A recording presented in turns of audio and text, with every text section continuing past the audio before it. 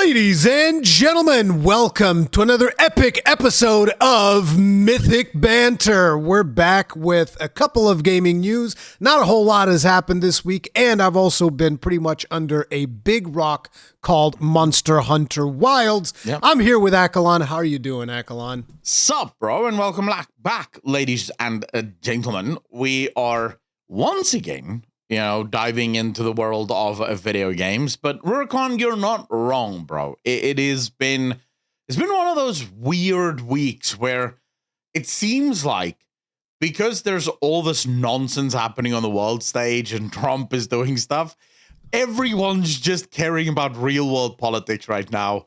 And gaming has sort of, even all of the games media has forgotten that they actually cover games media. I go on Kotaku, I go on PC Games, and they're all just talking about tariffs. And this is actually a story that I didn't even plan to bring up. But Kotaku yesterday wrote one of the most unhinged articles I've ever seen in my life, where they assert that Trump's tariffs will lead to fewer physical games and also more expensive digital games, which is tariffs don't apply to digital shit, first and foremost. Yeah. And physical games has been phased out, or is in the beginning of being phased out for years now, with both Microsoft and PlayStation basically releasing games these days that some of their games can't even be bought physically. It's like there's only the digital version of it. It's like, listen, I don't give a damn about politics, but like just to see them tie it in that way, it's just like, okay, so you're saying something that's right, which is there are going to be less physical games, which is a trend that we've seen for years now. It's one of the main reasons why I've switched my main gaming platform to PC. And it's like, yes, you're right, but I'm not exactly I mean, tariffs might actually impact it, because if you consider Americans are probably going to buy less games because they're going to be more expensive. So that makes sense. But it's just like, it's a trend that it was already coming down. As for the digital stuff, I don't see how tariffs would apply to digital things. You see, so tariffs don't apply to digital things, but there's also something else. A lot of publishers have publishing houses in a lot of different places. So, for example, a publisher from Europe will have a publishing outlet in America where the games and the physical stuff is actually made there. CD Projekt Red had this giant article, an interview with the CD Projekt Red CEO, where they explained why they set up their own publishing house in America. It's way too expensive to send the physical games across, whereas you can literally just give the digital version to your publishing house in America. They print everything, they make everything there, and they just distribute it there. So even there, it will not apply to the good, because the good is technically made in America, right? So, but I will tell you that in Brazil, this is actually a major problem. Yeah, because Brazil also has like tons. I don't know if it's tariffs or if it's just. I think in Brazil they probably just call it import tax. I guess that's also a tariff. I don't know. I don't know if this term is interchangeable or not, but basically it's the exact same thing. It's the same thing. The Americans like to call it tariffs, whereas all other countries that have import tax, like almost every other country. For example, Europe has import tax from South Africa, by the way. Every good that you buy that is South African in Europe, you're paying tariffs on that shit. It's actually interesting to me that this is something that they've never had to deal with, because I've dealt with import taxes my whole life. I remember one of the first things I ever bought that came from the US. It was like a World of Warcraft statue of my wife's character. And I was like, they used to do the 3D printed figures, whatever, like years and years ago. And I bought a 3D printed thing of her statue, and it was like, I forget how much it was, but I remember that when it got here, I had to pay almost the same price that I paid for the statue itself to get it out of customs. So it's like, this thing is something that I've dealt with my whole life. Dude, I deal with that. Like, every single time I buy something from Amazon. Yeah. This hat they literally would not send me this hat, which was given to me by one of my viewers. They would not give me the hat. They were just like, no, we need an invoice so that we can tax you. And I was like, there is no invoice. This is a gift. There's no invoice. Yeah. And they were just like being so asinine about it that I told them, listen, send it back.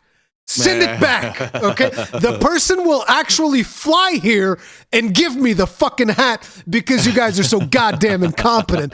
And then they realized sending this back is actually going to be more expensive than just shipping it to him, so they just gave it to me. Yeah. I mean, I've dealt with this my entire life, and at the risk of like let's skirt around politics as much as possible, real world at least. Just one thing that I would like to say, because I spent the last 2 days basically researching the crap out of tariffs. The tariffs that America is currently applying, or import tax, as it's known in the rest of the world, is placed on countries because America feels that other countries are treating it unfairly. America does not have import tax on any other nation. Anyone can sell their goods in America for free, basically. Did not have. Yeah, did not have, right? And all other nations don't have that. Every other nation, including all European nations, charge import tax on American goods. So Trump is now just basically saying, well, what's good for the geese is good for the gander. Either you guys open your markets and allow our goods to be sold there, and that does mean that you have to get the shitty artificial American foods, right? But it has to go everywhere, or we're just going to tax you too, because what's fair? Right. And I hate to see people lose their minds. Like, I see all these people on Reddit going, oh, Trump with these protectionist bullshit. And it's like, well, you have to protect your own people when other people will protect theirs, right? It is bad because it was better for them before the tariffs. And so it's like, I would rather have the situation they had before as well. Like, I would rather not be import taxed whenever I buy something from the States or from Japan or whatever. Like, I'd rather have that. Absolutely. But I think so it's like, I'm not a fan. I don't think that like, oh, let's tariff everything like everybody else is doing. Like, everybody's doing this thing wrong, so let's do it wrong as well. It's like, okay, but I think great. What the direction that I take is, this is something that will be painful in the short term, but very good in the long term. Because I don't know if it's going to be. So here's the thing. Almost every nation on earth makes a lot more money out of America than what America makes out of those other nations. Because far more countries buy stuff from America than what they buy, or what America buys from them. America is basically just saying to every other nation on earth, drop your tariffs. Stop charging us tax for our shit, and we'll stop charging you tax. And if this works out, everyone will get shit for cheaper. But they're not charging tax to America. They're charging tax to us, the people that buy stuff from America. But it does impact America's American not companies. Getting that money. No.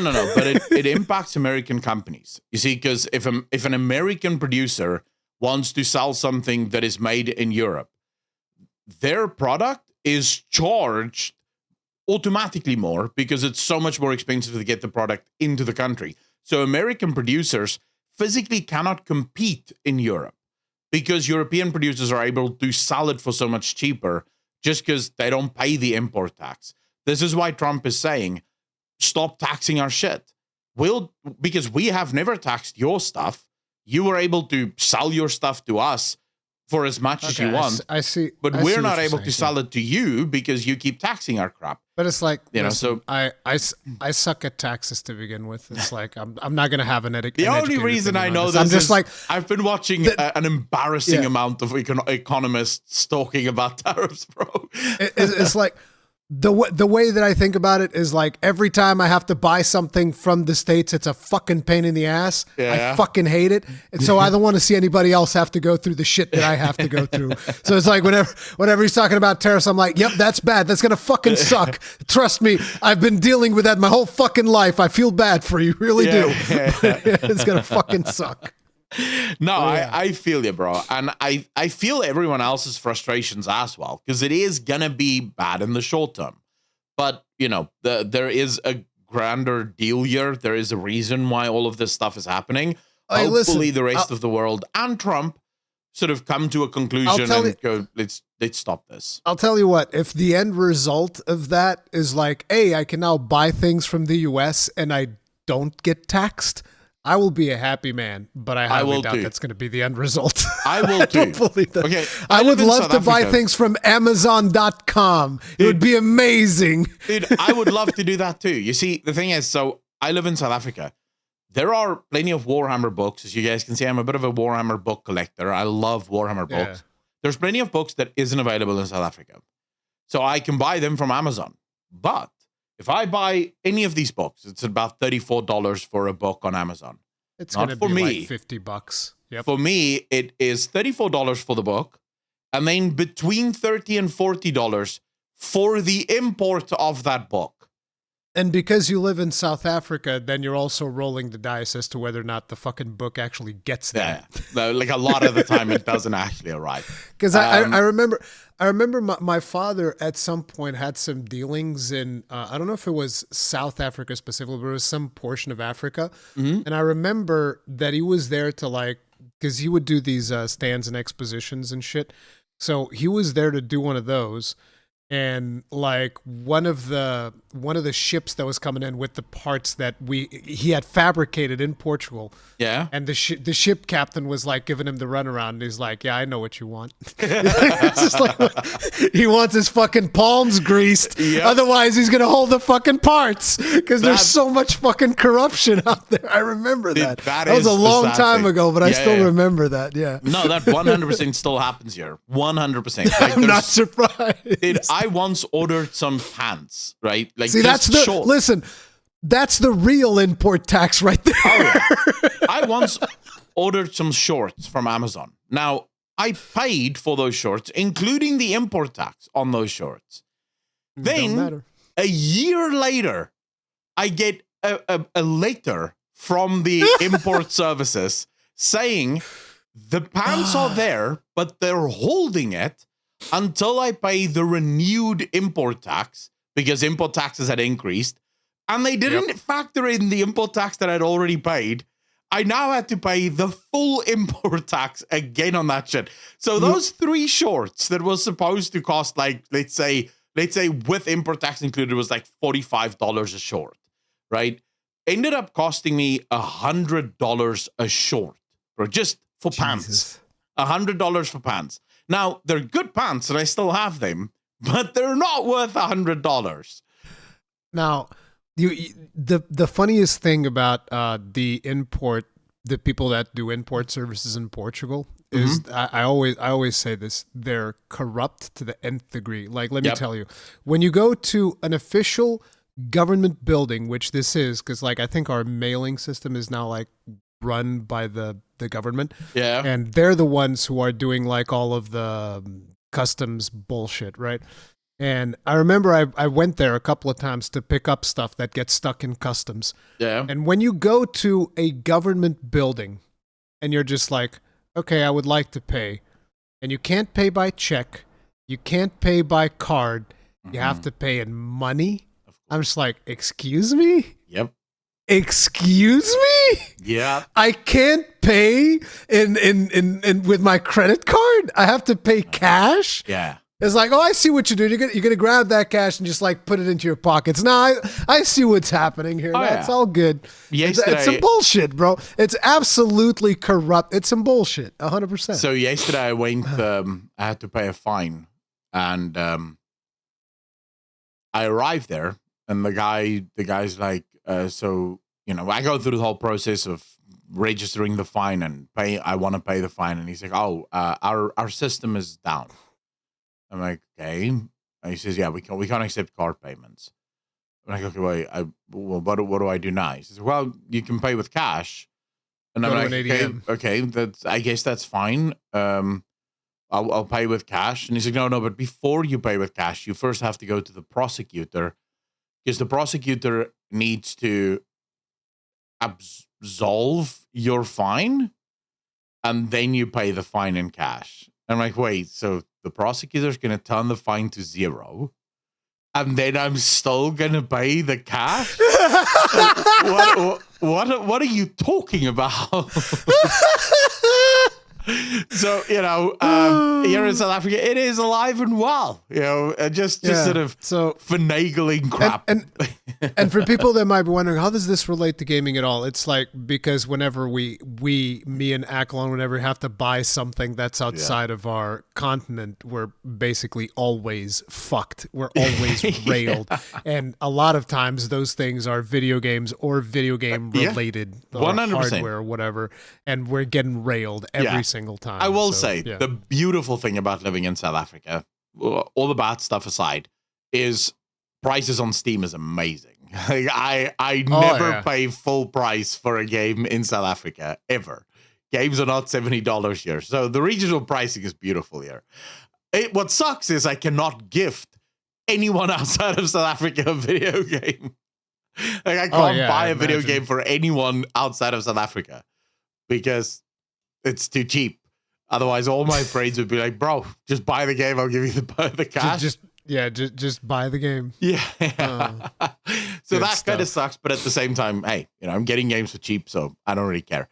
Okay, so all of the tariff stuff and all of the real world politics aside, let's talk about real world politics. Let's get into some more real world politics, I guess. We have to talk, but luckily this real world politics we don't really care about the politics per se. It's Twitch. Yeah.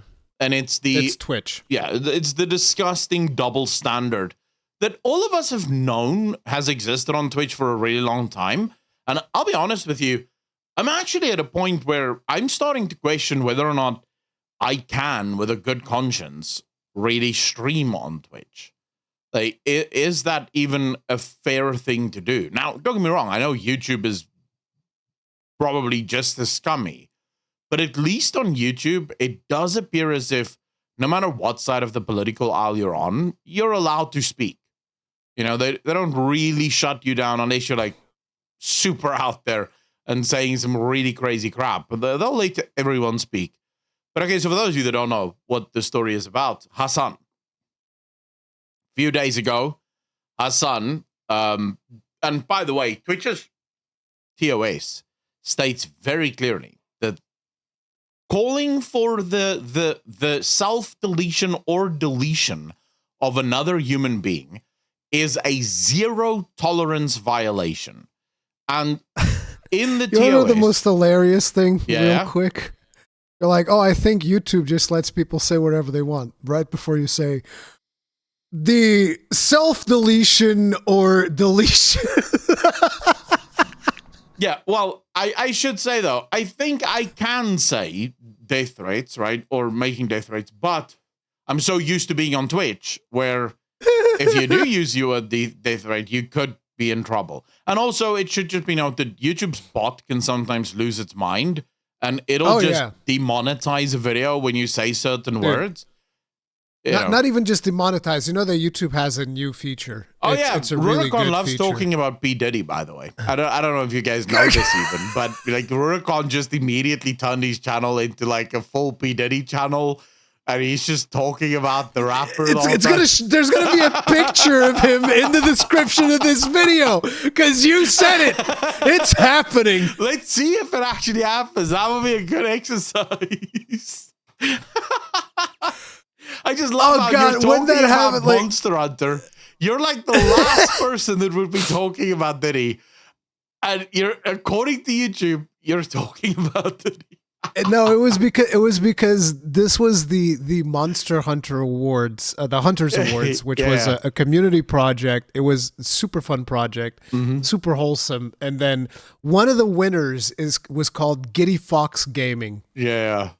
Giddy Fox Gaming. And so when they go, and the winner is Giddy Fox, and the YouTube prompt just picks up P. Diddy. Let's go. And then it just slaps a picture of him in the description. And I'm just like, oh no, what the fuck?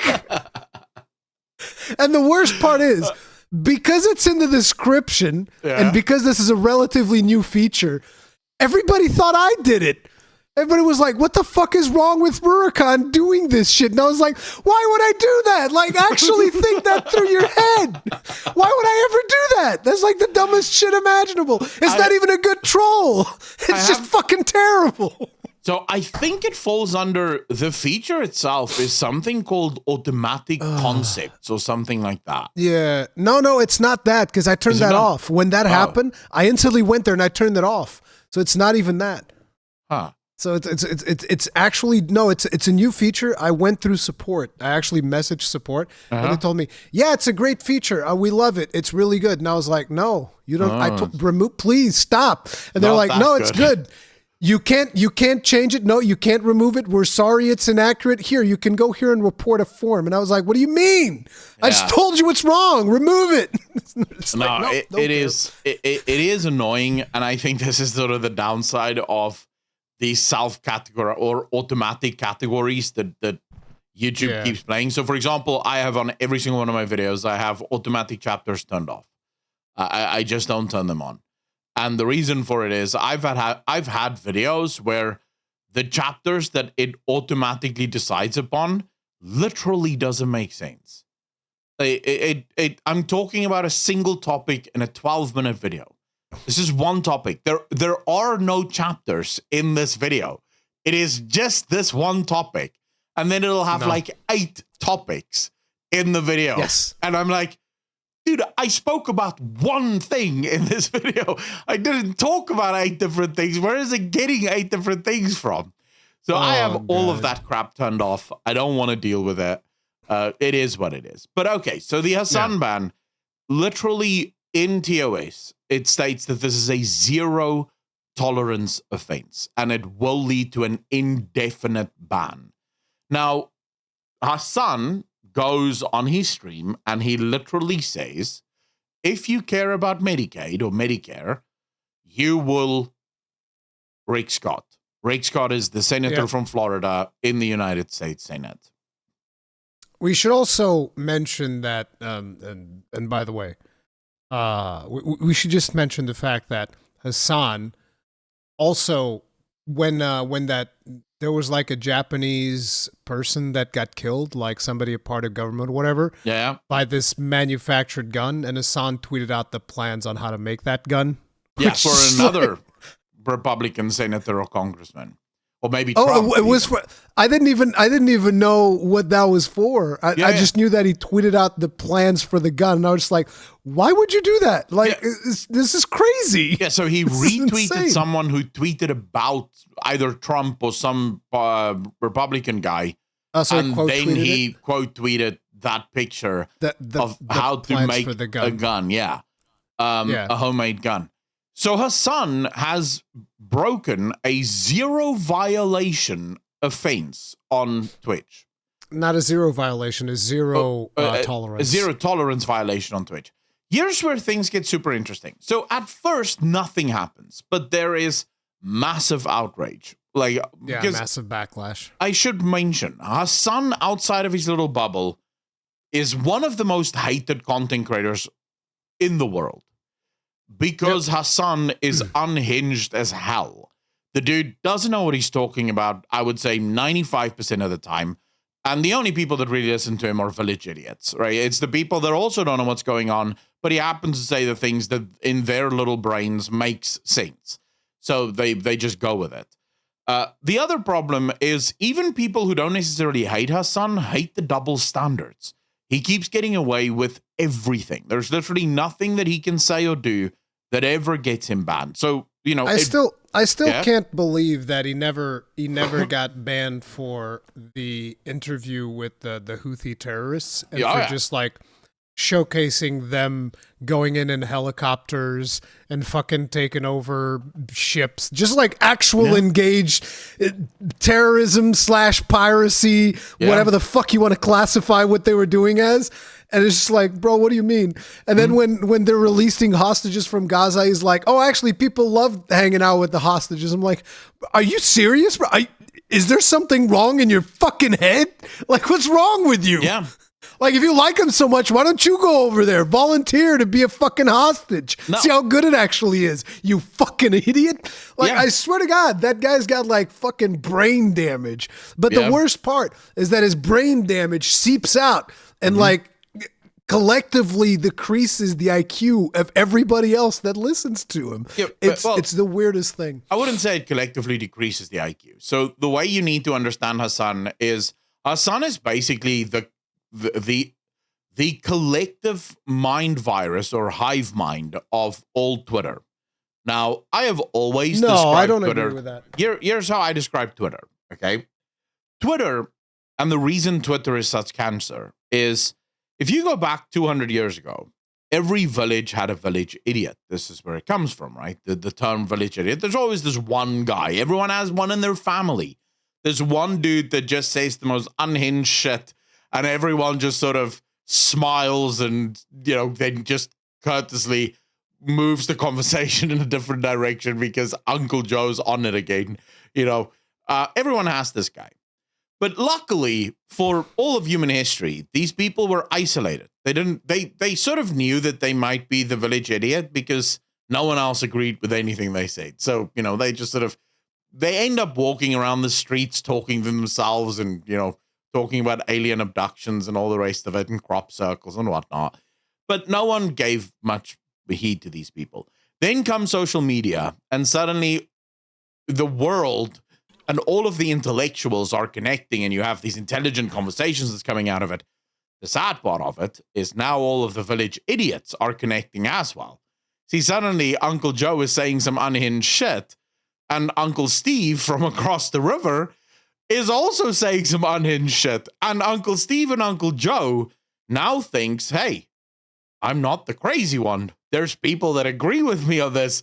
And together they start saying some unhinged shit. And then, Hasan arrives on the scene, and Uncle Steve and Uncle Joe joins Hasan because Hasan is also saying some unhinged shit. So Hasan has about 35,000 village idiots in his community just chilling out, just saying the most unhinged crap imaginable and thinking they're super smart because, hey, I'm the smartest of the dumb people, which makes me, not that dumb. So that's sort of Hasan and his entire community. It's just so weird to me that, there's just so many people that actually listen and believe the unhinged shit this person says. Oh, it's absolutely crazy. I think the thing that, so how I know Hasan outside of his bubble is incredibly hated is look what happened with the trash taste episode. Yeah, the trash taste situation. Yeah, they invited him in, and everybody just like fucking slammed him. And I'm like, here's the thing. I'm not entirely on board with people slamming because I don't know if they discussed politics in that podcast or not. Yeah, he forced politics into it. If he was just allowed to like run free, then I can understand. But like, if they want to have Hasan on and all they talk about is actual anime, which is I think is supposed to be the topic of that podcast, I think that's fine. I don't have I think that you should be able to talk with everyone. But if Hasan starts going on unhinged lunacy takes, like, by the way, have you guys ever heard about my personal hero, the Houthi terrorist? Or Mao Zedong or Stalin? Is kidnapping people and shit. Is like, let me tell you all about this, and they wouldn't push back. Then that would be a problem. That would be. But I think, but yeah, people are just so sick of it that they don't even want to deal with it. And it's like, yeah, can't blame them. Yeah, like, I think there's a time and place for everything, right? The whole point of this podcast was I'm more political, Rurikon is more gaming meets politics. It's sort of a fun interaction and a bit of banter as a result of it. But let's say, for example, I played Monster Hunter Wilds and Rurikon decided to get me. I'm not suggesting I would ever go on the podcast because I don't know shit about Monster Hunter, even if I did play it. But let's say Rurikon invited me onto his Monster Hunter podcast, right? I'm not then going to talk about politics. That's not a political podcast. Right, time and place. I mean, like, what am I gonna do? It happened. It happened with World of Warcraft when you did the Conscast with me, and we were talking about World of Warcraft. We just talk about World of Warcraft. Yeah, I mean, we did the whole. We never spoke about politics there. We were just talking about World of Warcraft because I think time and place matters. Right, I care about politics, and I can have conversations with about politics. But I can also just as easily nerd out about video games if that is what people require. Or if that's what the format is. Hasan didn't. So C-Dog, the sort of runner of the podcast, he actually came out with a video where he said he did not know that Hasan was going to make shit political. And he even told Hasan, we're not doing this again because you kept making everything political. So that's why the trash taste got... The son not making things political. Yeah, it's like asking me not to talk about Monster Hunter. Yeah, I laughed at that as well because my immediate thought was, wait, you didn't think he was going to make things political? That would be like inviting the Austrian painter to your country and then going, I didn't know that he was going to build all these concentration camps here. It's like, really? What hid it from you? Like, what confused you about this man's personality? It's like, come on. But anyway, so Hasan, outside of his own little bubble, Hasan is a very hated man. He's not the kind of guy that people want to get along with. But back to the story of him being banned, this thing blows up on X, and people are rightfully really annoyed at the fact that we have seen streamers be banned. Nick Merckx, for example, still banned from Twitch for questioning whether or not men can become women. I would argue in the world of... Nick Merckx is still banned from Twitch? I thought he was already streamed. Oh, I wasn't aware. No, as far as I know, he's still, at least from what I've seen, he's still permanently suspended, or indefinitely suspended is what Twitch calls it, from Twitch. And that's only for saying, I don't think men can be women. Now, you might say, wow, that's quite offensive. But I would say calling for the death of someone is maybe slightly more offensive. I don't know. I might be wrong. But I think that's a step too far. In the same way, by the way, if someone were to say we should just off men who want to be women, I would say, ooh, well, that's a step too far. I mean, you could maybe question whether or not they can be women, but I don't think we should be calling for the death of people. I don't know. I'm old school like that, right? Maybe just not call for the death of people, especially when you have a massive audience, because there's always someone who's a little bit crazy, a little bit unhinged, and might just actually go ahead and do it. You see, and that shit is dangerous. That is sadly dangerous messaging. So afterwards, when all of this started blowing up, eventually Twitch bans him, right? Twitch officially issues the ban. As a reaction. Yes. And then Hasan goes on this apology tour, which isn't an apology tour, because he goes, I should have clarified. What I meant to say was he should get the max punishment from the government for, and it's like, dude, that's literally not what you said. You said, nope. If you care about Medicaid, you should kill. That's what you said. That's your words. Yeah. And there is no context, by the way. But then Hasan does what every single leftist does. He blames everyone else. Context was actually worse because he said it like 2 or 3 times. Yeah. He repeated it. But in his mind, the reason I say the context doesn't change anything, in his mind, the context changes things. But it's just the context, you kind of clarify just how much you want them to do this. But the thing is, the reason he needs to do that, by the way, is because that's part of the Twitch thing where you have to show regret. You have to show remorse. It's like, I'm so remorseful for the bad things that I said. Yeah. But the sad thing is he doesn't even show remorse, because from there, he goes on to blame Asmongold, because he says the only reason Asmongold spoke about it is because Asmongold wants him banned.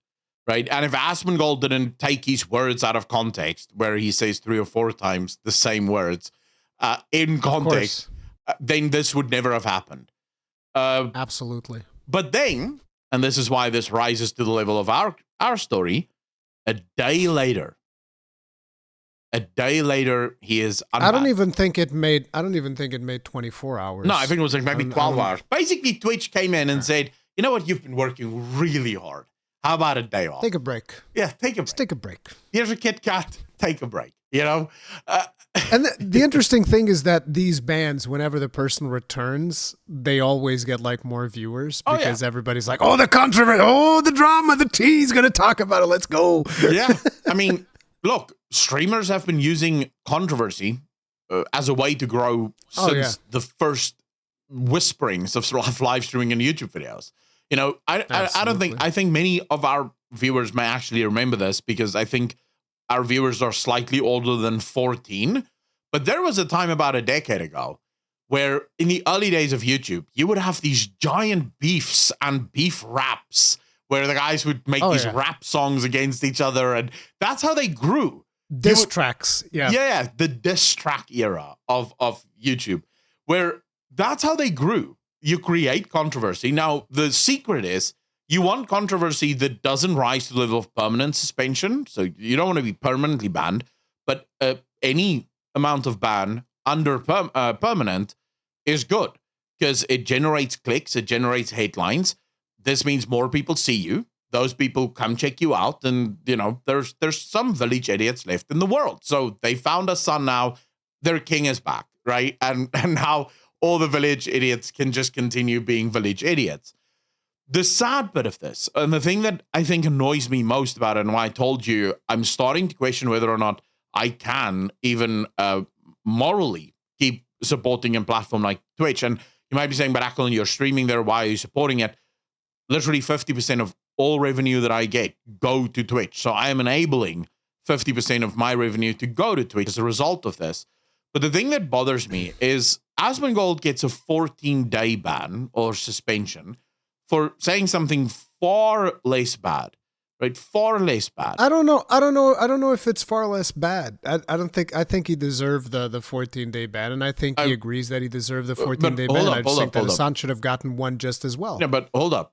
Far less bad doesn't mean that I'm excusing what Asmongold did, or even saying that Asmongold shouldn't get a 14-day ban. I'm saying if Asmongold ate 14 days for what he said, which, in the interest of fairness, let's just say Asmongold called the Palestinian culture inferior, right? That's what he said. Yeah. He didn't call for their complete extermination or death. He just said inferior. He said he didn't care if they get genocided. Yeah, but I mean, he, as an American, I don't think you need to give a shit. You don't know those people. You don't know where this country is even. So yeah, but what it's are you like, gonna do, right? but it's like let's just say it's also very insensitive. It's very insensitive, absolutely. Yeah. So the 14-day suspension, I think, is the bare minimum, and I think that's fine.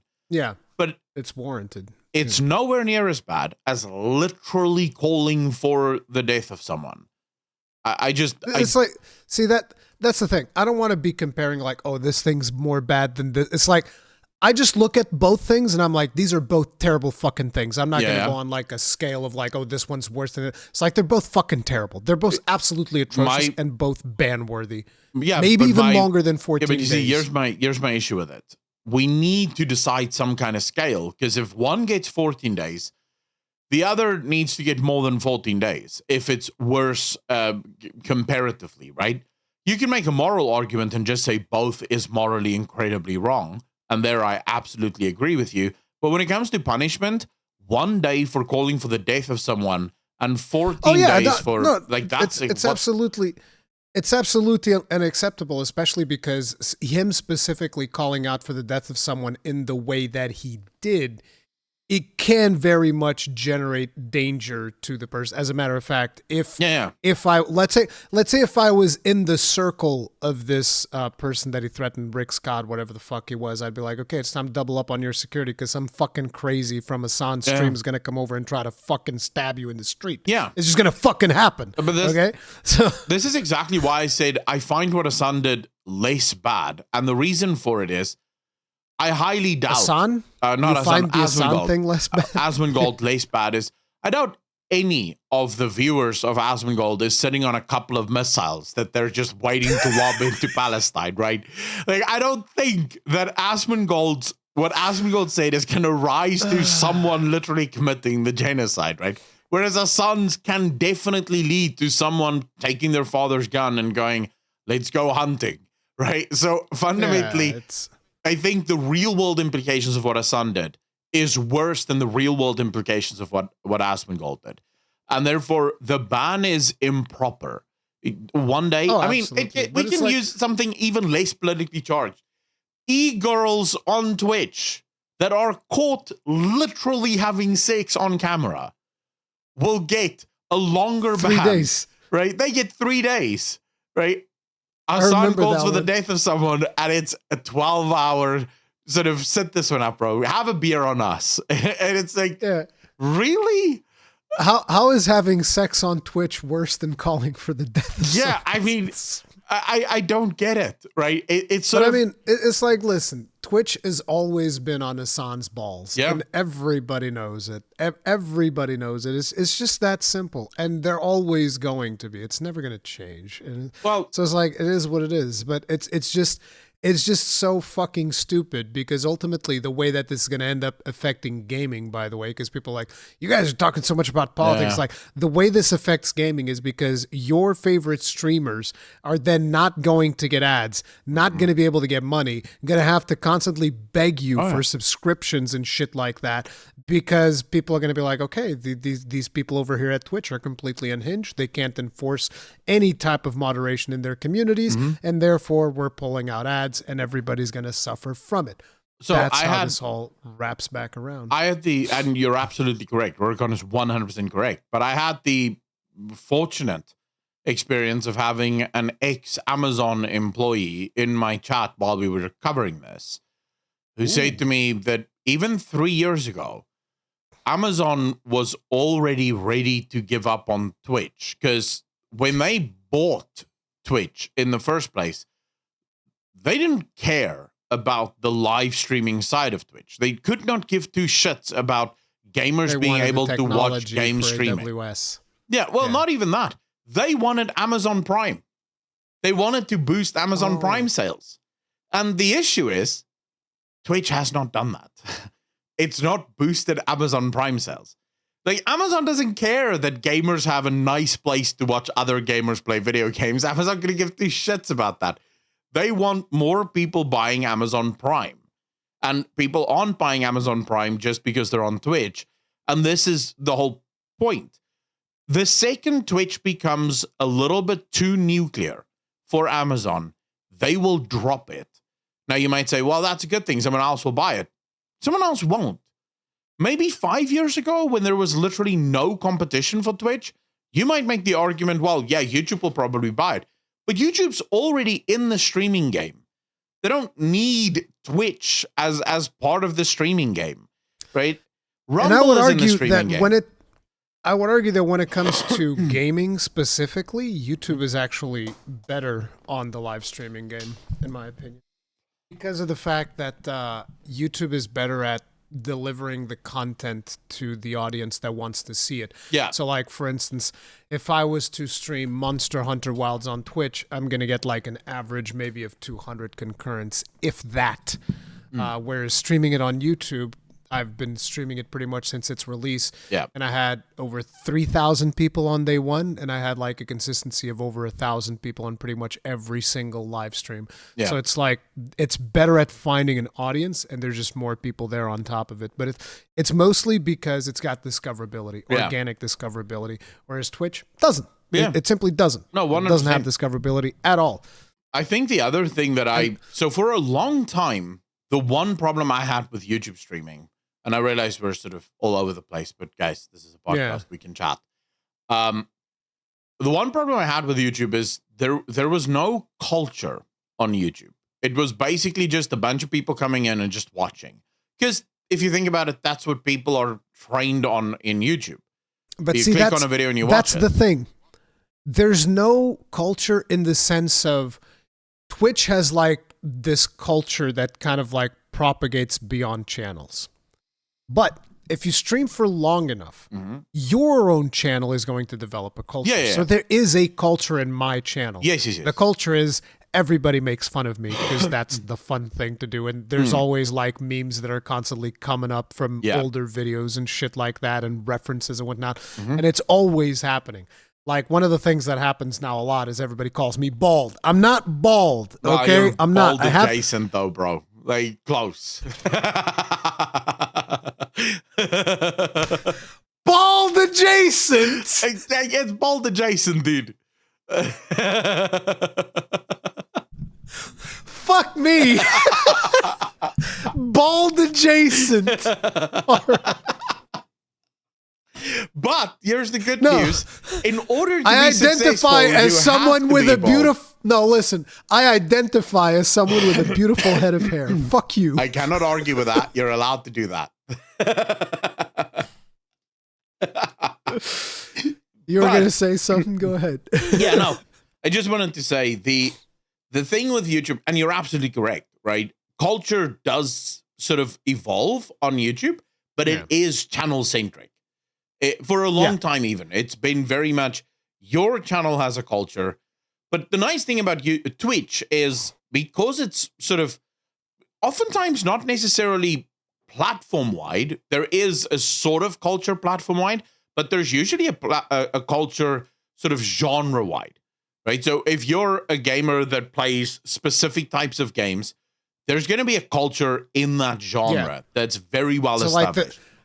There's also like a Monster Hunter culture on top of my own personal culture in the channel. There's also a Monster Hunter culture to everything that we do, as well as a Souls culture as well. Yeah. So there's like a mix of all of these things. And the interesting thing is, if you then collab with other people on YouTube, the culture kind of like spreads to those other channels as well. So like my channel is kind of like an amalgamation of me, Gaijin Hunter, Ratatosker, Fighting Cowboy, and a bunch of other Monster Hunter content creators. And for a while, there was also intersection with Preach whenever Preach was playing Monster Hunter. So there's like intersection there. And the culture's kind of like all mixed together. And I find that to be really, really cool personally. Instead of like that, the way that it works on Twitch, which is different. It's also good, but but for a long, this is something that's fairly new on YouTube. It's not something that's been there for 5 years ago, right? 5 years ago. Yeah. And again, this is because of, I know people get sort of triggered. The last time I said this, there were people in the comment section saying, you're not some boss of me that can train me. That's not what audience training means. It doesn't mean that you're physically training your audience, but audiences, people get trained. The same way streamers get trained, right? Look at, so for example, a great example of audience training is whenever Asmongold says something really true, you'll see his chat spam big true or true, right? His chat spams that. That's audience training. It's something the audience learns from the streamer how to react in certain things because everyone's doing it and everyone else is training everyone else how to do it, right? That's sort of what the culture refers to. I don't think that training is maybe the best way of saying it because when you say training, it almost seems like Asmongold trained them. But the reality is, the reason Asmongold says it is because his audience started saying it, and then he just echoed that back. It's more so. But the audience, in a way, kind of builds itself. And then the streamer adapts to that personality. But there's also, so the reason I call it training isn't because I'm calling it training. That is the official term of it. That's literally what it's officially referred to. There's like some research papers. It's like it comes actually from marketing. So in marketing, the same way they call us influencers. The same way they call it. I hate the word influencers for the same reason. It's so bad. I fucking hate that. So audience training actually comes from customer training. It's in marketing. It's in business. It's how you train your customers to think about certain things. That's why a lot of businesses will have the same sort of layout. When you go into a supermarket, there's a specific layout. Like IKEA. IKEA has a specific layout. Specifically. And it's done on purpose because it trains the audience. Labyrinth. Right. It trains the audience to sort of do specific, very, how do you call it? Predictable things. Because if you can train the audience to do predictable things, you can put things in their way that boosts revenue. So that's where training comes from. Humans can be trained in that way. It doesn't refer to anything ugly. It's just sort of like, it's a give-take scenario. The audience trains the streamer trains the audience, and the culture trains each other, right? But fundamentally, the point I'm trying to get to is, for a long time, YouTube didn't have that culture. Lately, I have been noticing there is an interesting culture on YouTube that has popped up that's a little bit more on the monetization side of things, but still very, very weird. Because for those of you that don't know, on Twitch, the broad culture is prime sub, gift sub. That's sort of where you get most of your cash, your moolah as a streamer. Your audience will sub or prime sub, and then they'll gift subs if they think, oh, this guy's cool, I want to support him. On YouTube, I find memberships not that good, but super chats insane. Super chats. Yeah, like the audience just loves super chats. They just love giving out super chats. And that, by the way, the reason I bring this up is that's the beginnings of a site-wide culture, which is why YouTube will very quickly not need to buy something like Twitch. Like, let me just tell you, like, my audience has been like ridiculously supportive of my recent Months on Wild streams. Like, I'm always fucking blown away. I'm like, guys, you can just watch and hit that like, that's fine. Yeah. But people are just like, no, god damn it, it's like, boom, here's $100. I'm like, what the fuck? Oh yeah. Cause then I'm just like, I don't even know what to say. Like, thank you, I really appreciate it, but I'm always just like, I don't know. I just get like flustered. No, 100%. Because it's way too kind. Because at the end of the day, I'm just sitting there playing video games. It's like this isn't like, you know. No, I mean, it's not even tip worthy from my view. But so, yeah. I appreciate the same thing, and I see the same thing. And I want to make it clear, I'm not talking about monetization as if that's what matters, but it is culture. Right, I'm seeing it across all of the live streams that I go to. People super chat on YouTube a lot. And the reason this is a good thing, obviously supporting your favorite streamers is always a good thing, but it's the beginnings of a site-wide culture. So 5 years ago, and the only reason I'm doing this is I'm trying to back up my claim that 5 years ago, YouTube would have wanted to buy Twitch, because why would you want to create a culture from scratch if you could just buy that culture outright?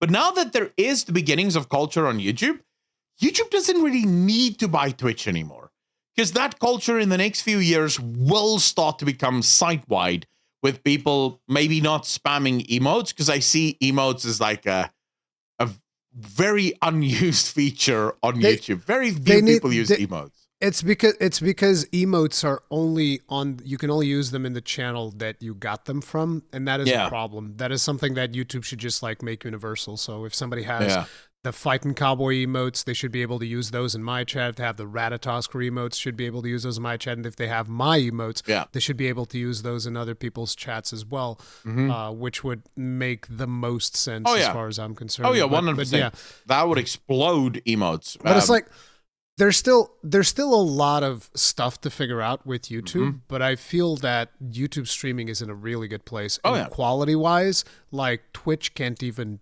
begin. No, bro. Fucking 6,000 bit rate in 2025. You're insane, bro. I'm streaming 40,000 fucking bit rate, 1440p. Yeah, but the only reason I don't stream 4K is because the delay is too big. Yeah, but you're out of your mind with your quality. You're a quality whore. We all know that. I am. I am a quality whore. But I would say you're absolutely correct in that. So the way I currently break it down is Twitch still leads in the culture and the chat experience, but Twitch lags behind in almost every other aspect. Where it used to have the viewing experience, as well as the audience experience, as well as the money experience. Twitch used to own all of that.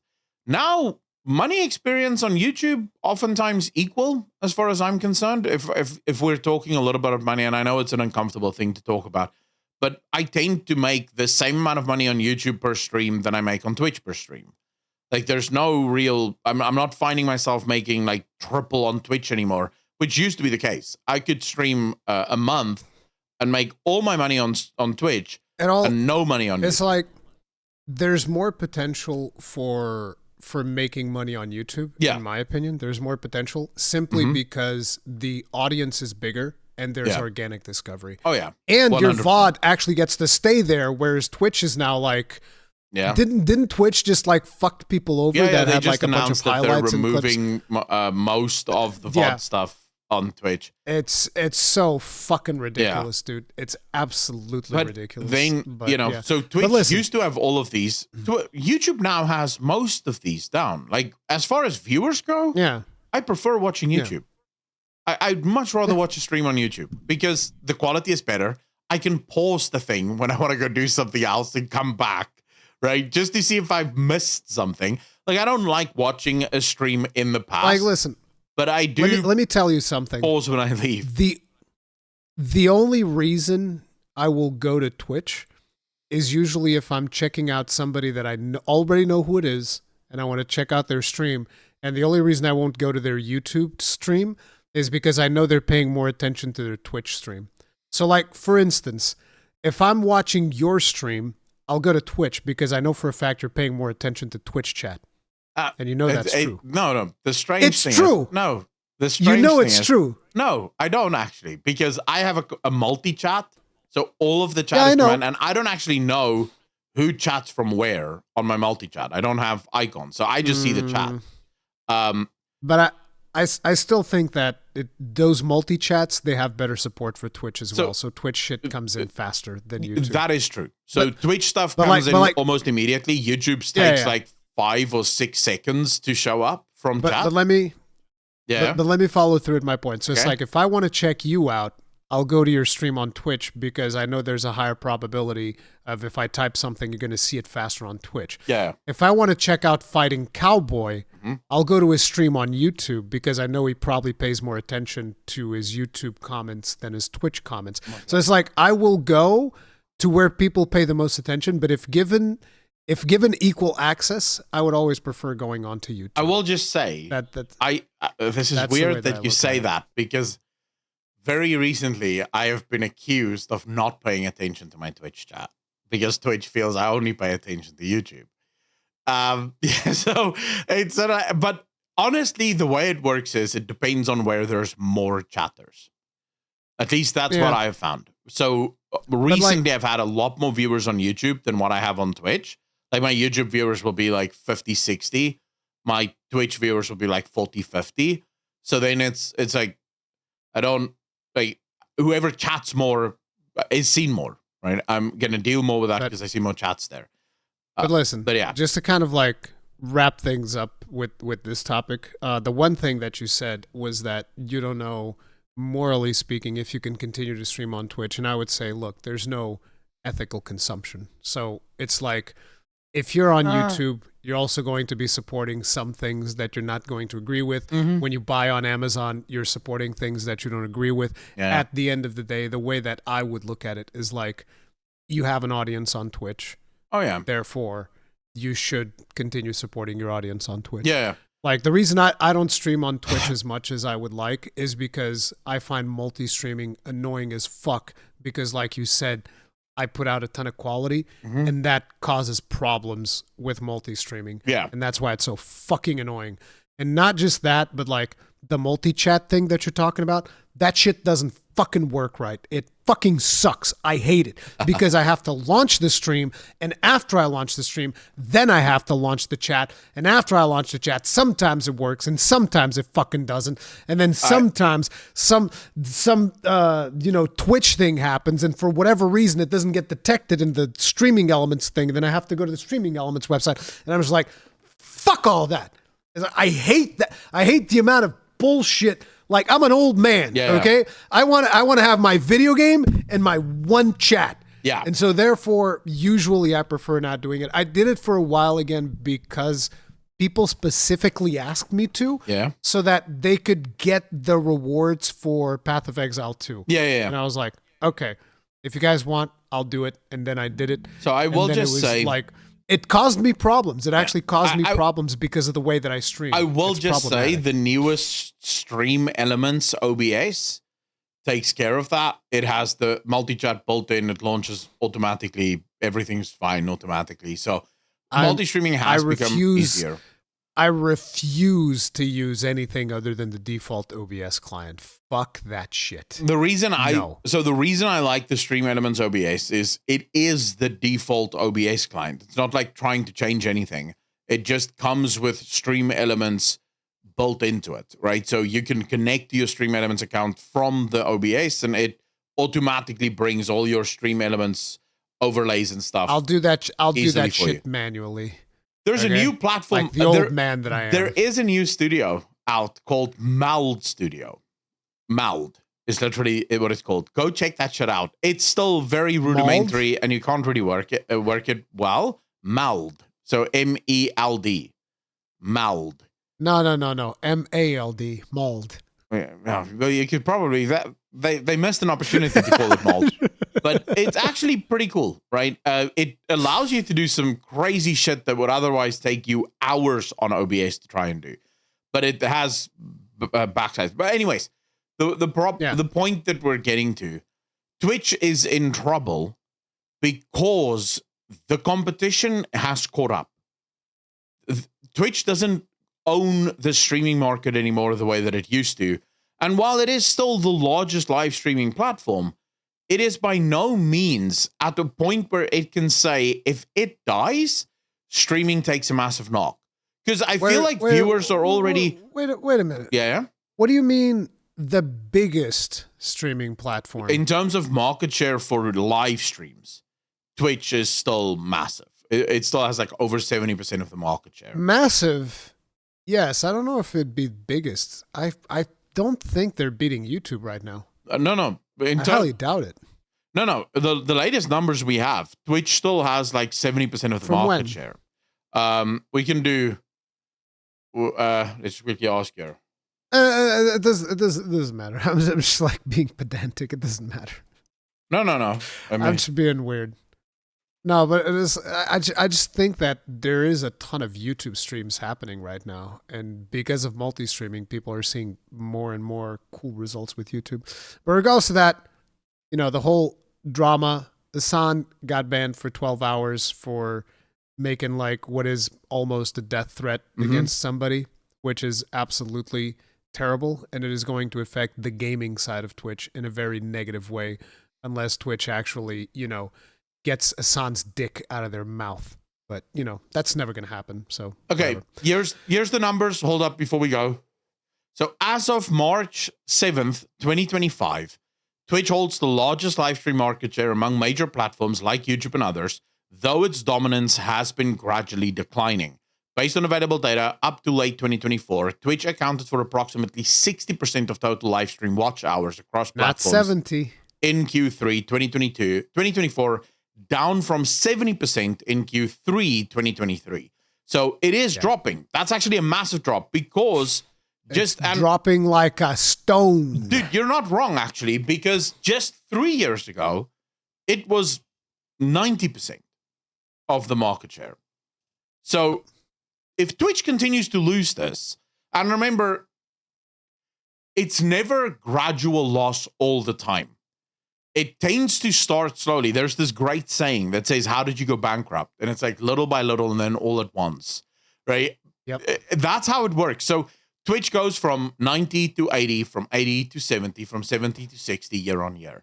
And then there's a point that you hit. Let's say that point is 55 or 50, where suddenly there's enough accumulation on the other platforms that it drags crazy amounts of people over to these other platforms. Now, here is, and I realize we've just spent the last hour talking about Hasan, but actually more talking about not Twitch really versus Hasan, YouTube. but yeah. Right? Here's how YouTube accelerates this to the nth degree. Build features that accommodate nothing. Drops. Right now, doing nothing, it'll be fine. No, but if they could build the feature that accommodates if drops, they build the drops, if they put drops into YouTube. The thing is, what YouTube needs to do is they need to make it stupid easy. They need to make like an API where drops is just like so stupid easy that my son applied. can do if it. You're in the category of the game that has drops, it just automatically applies drops to it. If they do that, Twitch is kind of fucked. Oh yeah, like they got nothing. 100%. They're just like fucked. But here's I said, the thing. That was the reason I streamed on Twitch. Yeah. Recently, it was because Path of Exile's drops. Well, that was it. You want to know? And it wasn't even for me because, like, I don't even care about drops. It was my audience asked me. They were like, "Hey, can you stream on Twitch so that I can support you with this thing and get the drops?" And I was like, "Fine." You want to know the interesting and also frustrating thing? Drops is available on YouTube. It is, but it's probably stupid complicated to do because nobody does it. not for the viewer or for the streamer. YouTube, Blizzard with The War Within, you could get your drops on YouTube. The problem is the streamer has no ability to know that the drops are on YouTube except for going to the website where they said drops are available on Twitch and YouTube. And the viewer has no ability to know whether or not drops, what's the progression on the drop? Did I get the drop? Yeah. When did I get the drop? It's just automatically applied. They just need to build the drops thing on YouTube. Yeah. And yeah, it's like they'll crush it. Yeah, anyway. Because most viewers, actually, a lot of my viewers have said to me, the only time they go to Twitch is for drops. They don't go to Twitch anymore. They watch on YouTube because they're already watching my videos on YouTube. So, what's nice is they'll watch the video and then they'll see I'm live next to it. So as soon as they're done with the video, they just click the live button and they don't have to go to another website. The problem is if I'm streaming a game that has drops, they have to go to another website because, what else are you supposed to do? So anyways, that's sort of long story short, Rurikon and me just solving the live streaming landscape and marketplace of the world. Yeah. That's part of a Friday Friday morning, Easy mode. Yeah. Let's move on to gaming. We need to talk about games. And we're back in the world of disrespectful and entitled game developers. But I wish I could say this is new. Anyone that has been... You mean Magic Show Randy Pitchford? Yeah. I'm talking about old Randy. You see, the problem is I wish I could say this is new. Randy Pitchford has been a terrible developer for a long time. And not in terms of terrible in terms of his game. I mean, like a terrible human being. This guy has basically, with the launch of every single one of his games, found a way to attack the gamers for his games. Even games that he didn't launch, he will attack the gamers for. This guy just loves attacking video gamers. So the exact thing comes after a user on Twitch, or X as it's now known, called Mitsu. Mitsu, by the way, just to give Mitsu Show is the guy's name. This guy used to be a massive Borderlands fan. In fact, so big that he ran a podcast that was officially part of Borderlands. So he would have Randy Pitchford on, he would have different developers on the podcast. In fact, and it gets even worse, this guy is so big that he was even in the Borderlands movie. Right? So that's how big this guy actually is, Mitsu Show. And he came out with a tweet about the Borderlands 4 cinematic reveal and some of the stuff that's worrying him about Borderlands 4. Now, people need to understand a little bit of context here. Borderlands 1 was widely considered to be something completely new, never seen before, groundbreaking in terms of video games. Then came Borderlands 2, and people still loved it. Borderlands 3... No, listen, Borderlands 2 was like the perfect evolution of what Borderlands 1 was, with more exaggerated story. Yeah. And it was a really good game. It was the last one that I played, was Borderlands 2. You see, but this is the problem. But it's like... Yeah. The thing was, by the time you were done with Borderlands 2, you were like, oh man, this was really cool. Mm-hmm. I feel like I'm good. This was perfect. Yeah. And then 3 came along and you're like, okay, this is a bit much. Mm-hmm. Just like start progressively getting worse. You're not wrong. Borderlands 3 was widely considered to be nowhere near as good as Borderlands 2. Oh, it wasn't. Dropped the ball on a lot of places. A lot of people that I've been able to collect over the last 24 hours, a lot of the criticism was that the game leaned too heavily into the things that didn't make the first 2 special. So it's sort of, this is an age-old bullshit thing within the gaming industry. Oh, look, our games are successful. How can we make more money out of our games? Let's identify all the wrong things that made the game successful. Like Assassin's Creed, that decided the thing that makes their game special is giant, empty, open worlds. And then it just populated with random bullshit that no one cares about, instead of sticking to the formula that actually worked. Oh, and of course, cash shops is also what makes it successful. So we should add all the cash shops. But anyways, that's a whole different rant for a whole different stream. Yeah. But fundamentally, Mitsu had a couple of critiques for what he saw in the original cinematic for the trailer for Borderlands 4. And it genuinely was super mild. He was simply pointing out that The trailer appears to be messy. It appears to be almost budget, right? Like the marketing people ran out of budget and they just decided to throw together a bunch of random crap from the game rather than focusing on what players should expect for Borderlands 4 and what would be good for Borderlands 4. This led to Randy Pitchford basically going on a giant tirade. Well, not giant tirade, just a response to him saying this is super negative. I don't need this right now, and publicly stating I am going to block you in 24 hours from now to make sure that you see this message. And I really hope that you get your shit together because I will not be dealing with this ever again. Right, so Randy Pitchford will not hear any critique. Then Gathalion. Gathalion is the current audience director for Midwest Games Company. Gathalion tweeted out on March. Is it Gathalion the streamer? Yeah, Gathalion the streamer. Okay. On March 3rd, Gathalion says, I spoke on this on stream, but should have said something here. Mitsu Show loves Borderlands and gave some very valid concerns, mild takes really, about BL4. Hate to see at Duval Magic, Randy Pitchford, mute him as a result publicly. Homie, this guy is a longtime supporter. His critique came from a place of love, as will mine. Please reconsider. Do better, make a great Borderlands, and when your longest lasting, biggest supporters give feedback and worries, especially respectfully, digest it gracefully, hoping BL4 bangs. Randy Pitchford then comes back and says the following. I didn't see any critique. I just saw shitty negativity that was demotivating. Want the best Borderlands. Shitty negativity. Yeah. Want the best Borderlands? Root for us and cheer us on. If you take developers' passion for granted, we'll all pay the price. I love criticism, and no, you don't. And thankfully, I've never been in short supply. True. Don't gaslight me on his post. It wasn't criticism, it was pessimism. It's toxic for people killing themselves for your entertainment, so F that noise. That's Randy Pitchford's response to critique. So what bothers me most in Randy Pitchford's entire response is when he says, want the best Borderlands, root for us and cheer us on. That sentence right there suggests don't criticize us, don't criticize the game, root us on and cheer us on.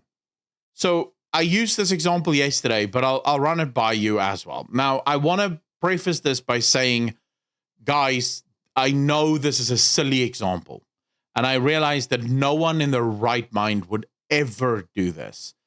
But say, for example, I wanted to make a game. And I decided I want to make a samurai game in Japan. And then I decide I'm going to make a black samurai in Japan. Now, I'll call the game, let's say, Ninja Creed or something. I don't know. Creed just sounds like a good name to me. But I decide to call it Ninja Creed, okay? And now I have this game and I put out the cinematic. And suddenly all of the players start complaining, saying, but bro, we thought we were going to play in Japan. Why is there a black samurai? Guys, I realize this is a stupid example. No one would ever do this, but just bear with me. I cannot then come back and say to players, hey, boys, if you want the best Ninja Creed, you're going to have to root for us and cheer us on. Because the players don't want the best Ninja Creed. The Ninja Creed that you're making here is shit, and they don't want it. Right? They have problems with this. Or it might be even worse when I tell players, hey, this is Assassin's Creed, but you can play with a character that isn't an assassin at all. And then when players complain about it, you go, boys, that's negativity really brings us down. You need to root for us and cheer for us if you want the best Assassin's Creed game ever with a main character, a main protagonist that isn't an assassin at all. It doesn't make sense. Here's the way that I personally look at it. I don't need to bring in a fucking Assassin's Creed comparison. But it listen, works. Here's the best. No, listen. Here's the best way of looking about it. Yeah. I make a video. Nobody watches the video. What is the conclusion? Sometimes it might be algorithm, but most times it was probably just not a good video. Yeah. Or even if it was a good video, it was probably just something that people didn't want it to watch. Mm-hmm. So does that give me the right to then go and said, guys, if you want me to keep making videos, you have to go watch that one video that you didn't watch, because that's a problem. It's like, I'm not going to blame my audience. I'm going to be like, okay, you guys didn't want to watch that video. I'm going to make a different video. And, hopefully you'll like the next one. You have to take the criticism like that. So if somebody goes like, okay, I didn't like that you did this in this video, you can either double down and be like, okay, well, but I genuinely believe this is, and, I respect your critique or whatever. Yeah. But what you can't do is just like shut people down. You have to listen to them, try to especially if it's respectful critique. Sometimes I even try to engage in people that just call me a fat piece of shit. And I try to engage that in try to see if I can extract some constructive out of it. Sometimes I won't. It also depends on my mood. Yeah. But I think I would rarely go and be like, oh, you need to just fucking unconditionally support me. Otherwise, you're not going to get any more videos. It's like, that's not the way that it goes. No. And the other thing is he's acting almost as if, oh, this is such a big sacrifice that I'm making for you guys. It's like, no, this is your job. Yeah. What the fuck you mean? This is what you do. This is what people pay you for. And the reason I use the reason I use the Assassin's Creed example is specifically because of how silly it is. When players have actual feedback on your game of things they don't like in the game, right? And that can be any game. It doesn't matter. It can be Monster Hunter Wilds. It can be, because you do get stupid complaints, right, in video games as well. And those you can just sort of wave away. Right? So if someone, for example, suddenly offered some criticism of Monster Hunter Wilds and said, I love this game, but the whole killing monsters is so boring. Can we just not do that? That would be the kind of criticism that you don't even engage in. You just had a retard say some retarded shit. No need to talk about anything else here. But when it comes to criticism where someone, for example, says, I love Monster Hunter Wilds, but the controls give me a headache. Then that's actually such good criticism for this Monster Hunter. It is. But then you go and you say, hey, boys, why the negativity? We don't need to hear about your headaches. Root for us and cheer us on if you want us to make a better game. And it's like, bro, how can I root and cheer for you when I physically want to throw up when I'm playing the game? I can't root and cheer. There's something wrong here. So Randy Pitchford is doing this age-old bullshit thing where the lore used to do this in World of Warcraft, where the Blizzard developers would be like, you need to give constructive criticism. Constructive criticism basically just means you cannot criticize at all, because any criticism that isn't constructive is just negativity and they can't do shit with it. And how the player... The way that I've always seen it is you just should be respectful. Yeah. That's it. You can say whatever the fuck you want, just be respectful. The problem is that a lot of times, if people don't hear criticism in the vein of oh, this is some fucking shit, unwashed monkey ass bullshit. Yeah. Right? Unless they hear that, they think that you didn't really criticize it properly. So for instance, I've had videos where I'll criticize a game and I'll say oh, this thing's bad and that thing's bad and this is why these two things are bad and this is why this part of it doesn't work. And people are like, well, you were very, very soft. It's like, what the fuck do you mean? I criticized so many different aspects. I just didn't went the route of it smells like unwashed monkey ass. Yeah. It's like... Yeah, no. It's not good criticism. No, I fully agree with you, but this is why I said you can't say something like what Duval Magic said here, because effectively what he's asking for is you cannot criticize our game at all. Yeah. If you criticize our game even once, how dare you? And I would like from what you're saying, it seems like this Mitsu guy was very tame and was being respectful, so I don't see what the problem is. Can I read you his original tweet? The thing that sparked this in time. He said, I am a humble man, for I just comment on the things I see. I really worry about BL4. It feels like the movie. Feels like other situations where the publisher yanked the marketing budget to cut losses since projected sales are way, way down. Right? That was his take. Now, it was also part of a something he said on Twitch, but it was reacting to the cinematic and basically just saying the cinematic feels messy. It doesn't feel like the cinematic really celebrates what the game is going to bring. So why would people play it? It feels like they genuinely just wanted to string together a couple of cool moments on the cinematic, and that's it. So they didn't really put effort into it. And this was what prompted Randy to go, sorry, don't need this energy right now, as the team and I are bust our ass to make BL4 the best Borderlands game yet. I'm going to block you in a day or so after you've had a chance to see this. Nothing against you or your opinion. Just shouldn't expose myself to this so now. petty. Sorry. Yeah. That's so petty. It's like, I'm going to block you within 24 hours to make sure that you actually see the thing that I wrote. Yeah. And then I'm going to block you so that you can't talk back. I mean, this to me is just, it's so unhinged, because fundamentally what you're asking for, and this is something that's just part of a larger cultural shift, where games developers still live 10 years ago. A lot of the game developers today think they're still in the early 2010s, maybe even like the late 2000s, where game developers were truly worshipped by gamers. Gamers did look up to game developers because these were the people that were making our games. They were the people who built the worlds that we could get lost in. Those days since 2014 are gone. The game developers burnt those bridges during the initial Gamergate. And since then, they've not brought those bridges back. In fact, they seem to have doubled down on burning those bridges, with just going more balls to the wall on attacking gamers. And by the way, you can go check this. Prior to 2013, you would almost never hear a developer criticize or attack gamers. It would be so rare. Oftentimes... I'm just saying that I don't like the generalization. So the way that you're like... developers is in like every developer is like this, and I don't agree that that's the case. The thing is, remember, I am talking in relation specifically to the modern day developer. So, and I'm also just talking about the front-facing ones. I'm not talking about the ones that keep their eye on the prize, make their video games, and don't talk to the public ever, or even at all.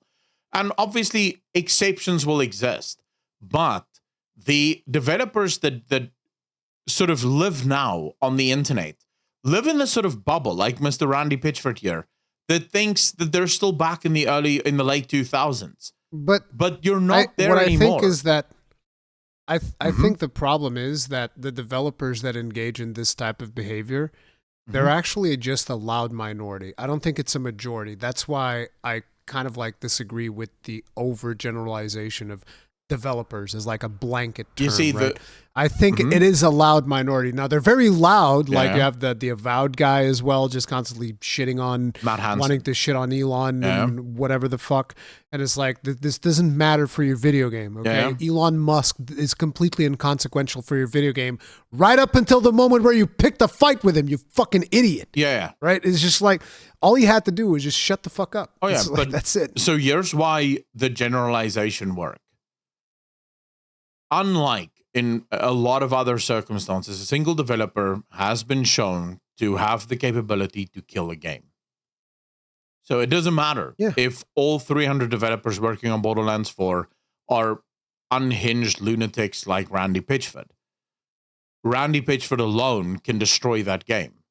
Now, but like, I fully understand. Imagine if those other 300 developers you're bringing up are actually just guys who are super passionate about the game and they're just hunking down doing that's video game That's things. perfectly fine. It's like but that's where can you see how your generalization can make them feel really bad? Let me just put this out there, right? What you're asking for me would make the entire sentence structure almost impossible to comprehend, because I can't just talk. I can either say, generally speaking, developers, right? So I'm talking in the general, and trust that the audience understands.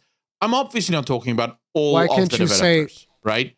A minority of developers. No, because I don't know if it's a minority of developers. You can only guess that it's a minority of developers. We can't know if it's a minority. Thus far, up until this day, there has been only 2 main developers out in the development space, and I don't count Grums among them, that have come out openly supportive of gamers in this culture war. The rest have either kept completely quiet or aren't in the culture war, right? So, for example, I'm guessing one of them is Miyazaki and those Thomas Mahler? people. I'm guessing one of them is Thomas Mahler. Thomas Mahler is one, and the other one is the guy from Lords of War? Lords of the Fallen? Lords of the Fallen, yeah. Yeah. Those are the only two that's There's publicly more. come out. Like, what about Pilestead or whatever? Didn't Pilestead come out and talk a bunch about stuff like this as well? I'm not sure. He's from Helldivers too. I'm not sure. Oh, yeah, and Pilestead. So there's 3, right? You have 3 that's publicly come out. I'm sure there's more. And then there's... It's just, I don't... Hold up. I don't remember all of this, but I'm sure there's more. Yeah, but the problem is, even if you can bring me 30, that's still... that is a super small minority, right? Of all game developers around the world. But do you have 30 Matt Hansons? Yeah, but the thing is, right? If you're... Well, we have way more than 3 Matt Hansons. We have so many more. But you don't have 30. If I can bring you 30 of the other ones... No, we have way more than 30. I mean, there are people like Master of the TDAs that has entire Obsidian slideshows showing you developer after developer in specific companies, not even talking about games wide, just talking about people in CD Projekt Red, for example. I have an Obsidian file that shows 3 people, public people in CD Projekt Red that have openly made tweets attacking video gamers. Like, openly said video gamers are shit. No, there's a ton of game developers out there that are saying some unhinged shit about video gamers. Now, I am in agreement with you. I don't think it is the majority of video gamers that or game developers that are doing it. Developers. But I cannot know that it's a minority. I can know that there are a lot that seem to hate gamers for something that they started in 2014 and have since never apologized for. They've never come out and not even apologized. I don't even need an apology. Just stop doing it. Right? Just stop attacking gamers. You don't have to love the gamers. You don't have to go on your knees and smile like a donut. No one is asking you for this. All we're asking for is don't attack us. Don't antagonize us if we tell you we don't like this in your game. Right? If we tell you we don't want this, don't antagonize the gamers. Just leave us alone. If you don't want to engage with us, that's perfectly fine, right? We can make our own minds up whether or not we want to support your game. But stop the attacks. But the problem is, you look at someone like Randy Pitchford, he still lives in this era where there was once upon a time gamers who just supported games companies because games companies were actually making good games. This still occurs. This still happens. From time to time, but more often nowadays from the East rather than from the West. The West seems to post, Al after Al, and it's sort of funny because out of the East, it's WWW with the occasional L that's not really an L, but it's not quite as big a W as the other Ws. From the West, it's L, and maybe sometimes it sort of drunkenly stumbles into a W, and I know, again, I'm generalizing it's because just, you have Lords of the Fallen, that's really good. You have Helldivers, that's also from a Western, and it's also really good. You have Baldur's Gate 3. Baldur's Gate 3. There's a lot of really good developers everywhere. In the which indie is why space, I'm like, I think. Indie and double A. This is why I like to be more careful with the language so that we don't do the same thing that some of these developers that you are criticizing have done to gamers, because some of them go and have like a bad experience with someone from the gaming community, and then from that bad experience they just generalize and go like, fuck these gamers, they're all evil, they're all terrible, they're all bad. And now here we are doing the same thing back at developers because we've had like a couple of bad experiences. Yeah, but that's why I'm fundamentally kind of like against generalization. So I'm not against generalizations, because I oftentimes, so the way I look at generalizations, and maybe this is just the way of how I communicate, or at least accept communication, I tend to take generalizations within the context of which they're existing in, right? I was talking about a developer that is so openly attacking gamers, and now I'm talking to developers about how they think they can treat gamers, and gamers should just suck their knobs off because they're so happy about it. And I assume that the audience understands he's talking within the context, right? So I'm not talking about the, Fred that goes to work every day loving making video games and loves gamers and is a gamer himself. I'm talking about Randy that goes to work every day and Punch as a gamer on his way to work aims for us as we're walking on the street, so to speak, right? So that's what people I'm talking about when I generalize. So obviously I am not talking about every 100% of all game developers are like this, but there does appear to be a sickness within the game developer sphere of at least sizable minority. That I will meet you and I will say, let's say it's a sizable minority. So it's not quite. And it's just like, I know that we'll get comments of people saying, why is Rurikhan so pedantic? The reason I'm so pedantic is because I'm used to dealing with a lot of feedback at scale, and people will, because I know what Akalon means, but I have to kind of like object on the generalization because I know that people will quote what he said and throw it in my face. Throw it in his face. I think and that's oftentimes why, that's I get why I'm attacked like way more because let's be fair. You're a much larger content creator, so you do bring a lot more viewers in, and you're going to be on the thumbnail today.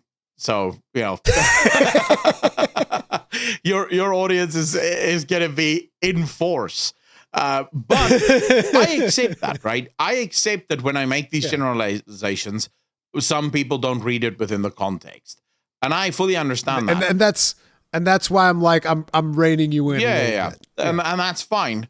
I just this is how I communicate, and sure, but I could probably communicate better, but I oftentimes don't even think about it because I just assume people will make the assumption, they'll make that deduction, and they'll move on.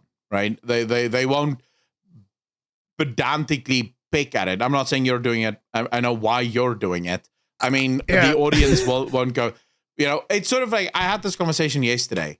One of the things that's really gone missing in our world is the inability for people to apply goodwill to statements. Yes. No, I completely agree with you, but that's exactly why I feel the need to point this stuff out, because a lot of people no longer have that goodwill. Yeah. And so they'll take anything that you say and give it the worst possible interpretation ever. And so that ends up being the case. Yeah. To me, that is sad. I see it on both sides, by the way. So I'm not saying this is a left-wing thing or a right-wing thing. Both sides do this, where someone will say something and it takes like 2 seconds for you to go, okay, wait a second. If I read this with the maximum amount of goodwill, can I understand what I think they actually meant by saying this? They probably just misspoke. And then usually you get to a place where you go, oh, well, that's not so bad, right? Usually that's not so bad.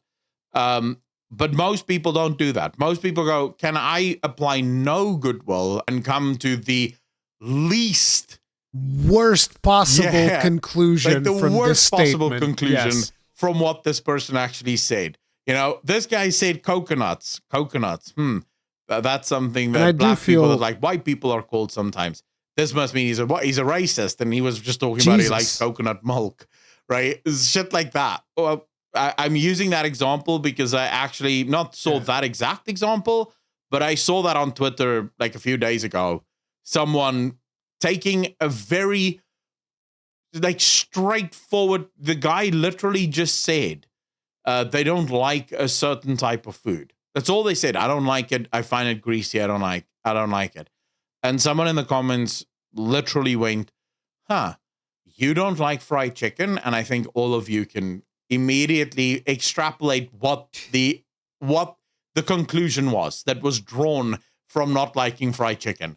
And that's that bullshit that we see. So that's it's unhinged, dude. It is unhinged. But all right, so Randy Pitchford, what do you make Randy of it? Pitchford's a fucking scumbag, and it is what it is. Take that. It's like, look, I get it. Dude's like stressed out, but at the end of the day, when you are speaking to your base, you have to try to not be stressed out, right? Because like I've had a lot of stress over the last couple of weeks in real life, and what I don't do is I go onto my stream and be like, oh, you guys have no idea how good you have it because I'm fucking live streaming for you. Yeah. You have no idea what I've been going through over the last couple of days. Like sometimes I might mention, oh man, been having a rough time, but hey guys, let's fucking go. Let's focus in. Let's go. Let's do this thing. And it's like, you know, you kind of like bring it back around because at the end of the day, whether it's video games or whether it's live streaming, you're doing something that is supposed to be entertaining for people.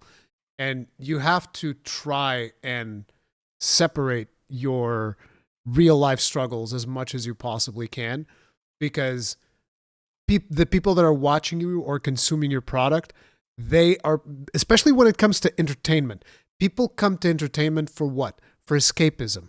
They're like, oh, I'm trying to escape this fucking miserable day that I've had. My boss fucking rode my ass all day long, or I got fucking fired, or I have this other situation that's happening. Let me put in a YouTube video or play a video game and just fucking zone out. And then you have to hear the guy who made the video game being like, you have no idea how good you have it after you had like one of the worst days of your fucking life. Yeah. That's not what you want to hear. And it's the same thing in a live stream, right? Yeah. Somebody just had a really fucking bad day. They're tuning into my live stream. They're expecting, oh, I want to see Rory fucking die to a monster or come up or pull out a clutch win or something that's going to make me feel good. Yeah. And the last thing they want to be hearing is me going like, oh, guys, I'm fucking depressed. You have no idea how bad my life has been. You have no idea how good. The worst part is even trying to lecture people. Like, you have no idea how good you have it. That's kind of like almost the overall vibe that you get from his statement, where he's going like, if you want good games, you have to root us and cheer for us. You have to only give us positive feedback. You can't criticize us at all. Yeah. It's like, I expect people to call me out when I fuck up. I've had one or two recent live streams. I was like, oh, sorry guys, I received this bad news during the live stream. I'm sorry if it's like felt a little bit less energetic near the end or whatever. I even apologize to people when that shit happens, because like that, you know, bad shit can happen to me. That's not your responsibility. Yeah. It's like, at the least, the one thing that I can say is like, hey, look, I can't stream today. Bad shit has happened. I'm sorry. But I can't go like, you have it so good, you need to like just support everything that I do. It's like, no, you don't. And you can disagree and you can, you know, call me out on my bullshit. Absolutely. And it's like, it's a very toxic attitude to just be like, no, you need to suck our dicks the whole time. Otherwise, fuck you. It's like, no, that's not how it works. Yeah. No, I absolutely agree with you. I think, but this is just the problem, right? We have entitlement across the board. And look, to be absolutely fair to a lot of developers, there are entitlements with gamers as well, right? A lot of gamers are super entitled as well. Absolutely. There is a difference, though. It's the gamer's money that you need. So you have to eat their entitlement, accept it, and shut the hell up. Because they're the customer. And because the customer literally pays your salary, they are right. Whether you agree with it or not doesn't matter. They're the customer. They are. It's sad because technically people shouldn't act entitled. But if anyone is allowed to be entitled, it's the guy that's paying the money for your video game, right? Because you're getting the money. And part of the money that you get is dealing with their entitlement and accepting that that's just part and parcel of it. Look, viewers are sometimes entitled. You get viewers that require crazy crap from streamers and from YouTubers. Now, I could go on a whole tirade about how dare you guys do this. But it's not like, I need you. Like, you don't need me. I need you. You know, so fundamentally you have to eat that, take the good from the bad and move on. You know, it is life. Talking about good and bad, let's talk about good things, shall we?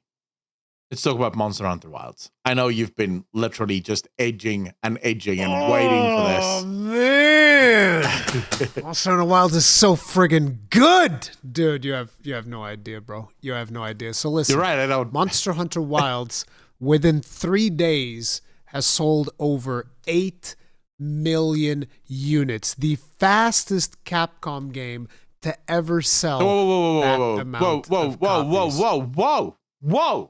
Rurikon, I must have misheard you, because I have been reliably informed by all of the games media that there is a crisis in the gaming industry and that games just no longer sell. What are you saying? Are you saying they're fudging the numbers? Like, is this pretend numbers or is this monopoly money? How do you buy Monster Hunter Wilds? I would say that this crisis happens when you don't make good games. You don't make good games, and then there's a crisis. How dare you? and then people don't buy your video game. And let me tell you something. This is interesting because there's actually a lot of problems with Monster Hunter Wilds right now. There are a lot of issues that are happening with Monster Hunter Wilds, and there is actually quite a bit of drama around Monster Hunter Wilds. Of course. But it's fundamentally, 2025. A game cannot not have drama around it. What do you mean? at its core, the game is brutally successful. It has a peak concurrent users on Steam of the all-time peak, which was 6 days ago, was last Saturday. It has an all-time peak of 1,384,608 players. That's almost as good as Avowed. Almost as good as Avowed. I mean, Avowed is apparently a super success. There's like billions of players on Game Pass playing it, apparently. Oh, okay. Billions. Yeah, well, it's the only way I can think that it's so successful. So there's over 500,000 players playing right now, which is nowhere close to prime time. It's like friggin' Friday morning. Yeah.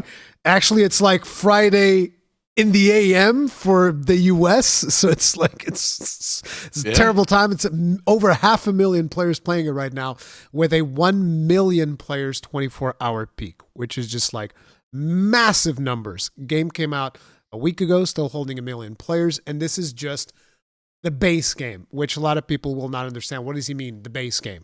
There's always two versions of a Monster Hunter game. Mm-hmm. There's the base game, which has less content because it's like, usually in a new engine, usually there's like, they had to like remake some new mechanics and shit like that. So this is just the base game. What that means is like a year and change from now to 2 years and change from now, they're going to come out with Monster Hunter Wilds Ultimate, which will probably have a different subtitle. So like with World, you had Monster Hunter World Iceborne. With Rise, you had Monster Hunter Rise Sunbreak. And with this one's probably going to be Monster Hunter Wilds and something like Frontier, or I don't know. I think Frontier might actually be the title because it'll be interesting if it is. Okay. But anyway, that one is going to be the version of the game that is going to have way more content than this one, because what they do is they build the basis, then they sell you the bases, and then they give you like the expansion will probably be around $40. At least that's been the price point. Maybe it'll be 40, 50, and that will include way more content. It's like an actual massive expansion. That one's going to be even more huge in terms of just the amount of content. But anyway, base game, 1.3 million players. So what is the catch? Performance issues. Okay. The game is suffering from performance issues. Now, I've heard a lot of people say that, it was better in the beta, which I find very hard to believe. Unfortunately, my old rig, which has a 2060, is currently with its guts laid out in a table in front of me because I've been trying to see if I can fix it. Mm-hmm. So I can't test on that computer. But people are saying beta was better, and I'm just like, that's almost impossible because the beta was terrible. The performance of the beta was absolutely fucking atrocious. And I never had problems with the beta performance, just FYI. This is amazing to me. You have a 3080, right? Yeah. Akalon out here with a 3080 saying beta performance was fine. Perfect. Okay. You have people on fucking 4070s right now that are saying unplayable.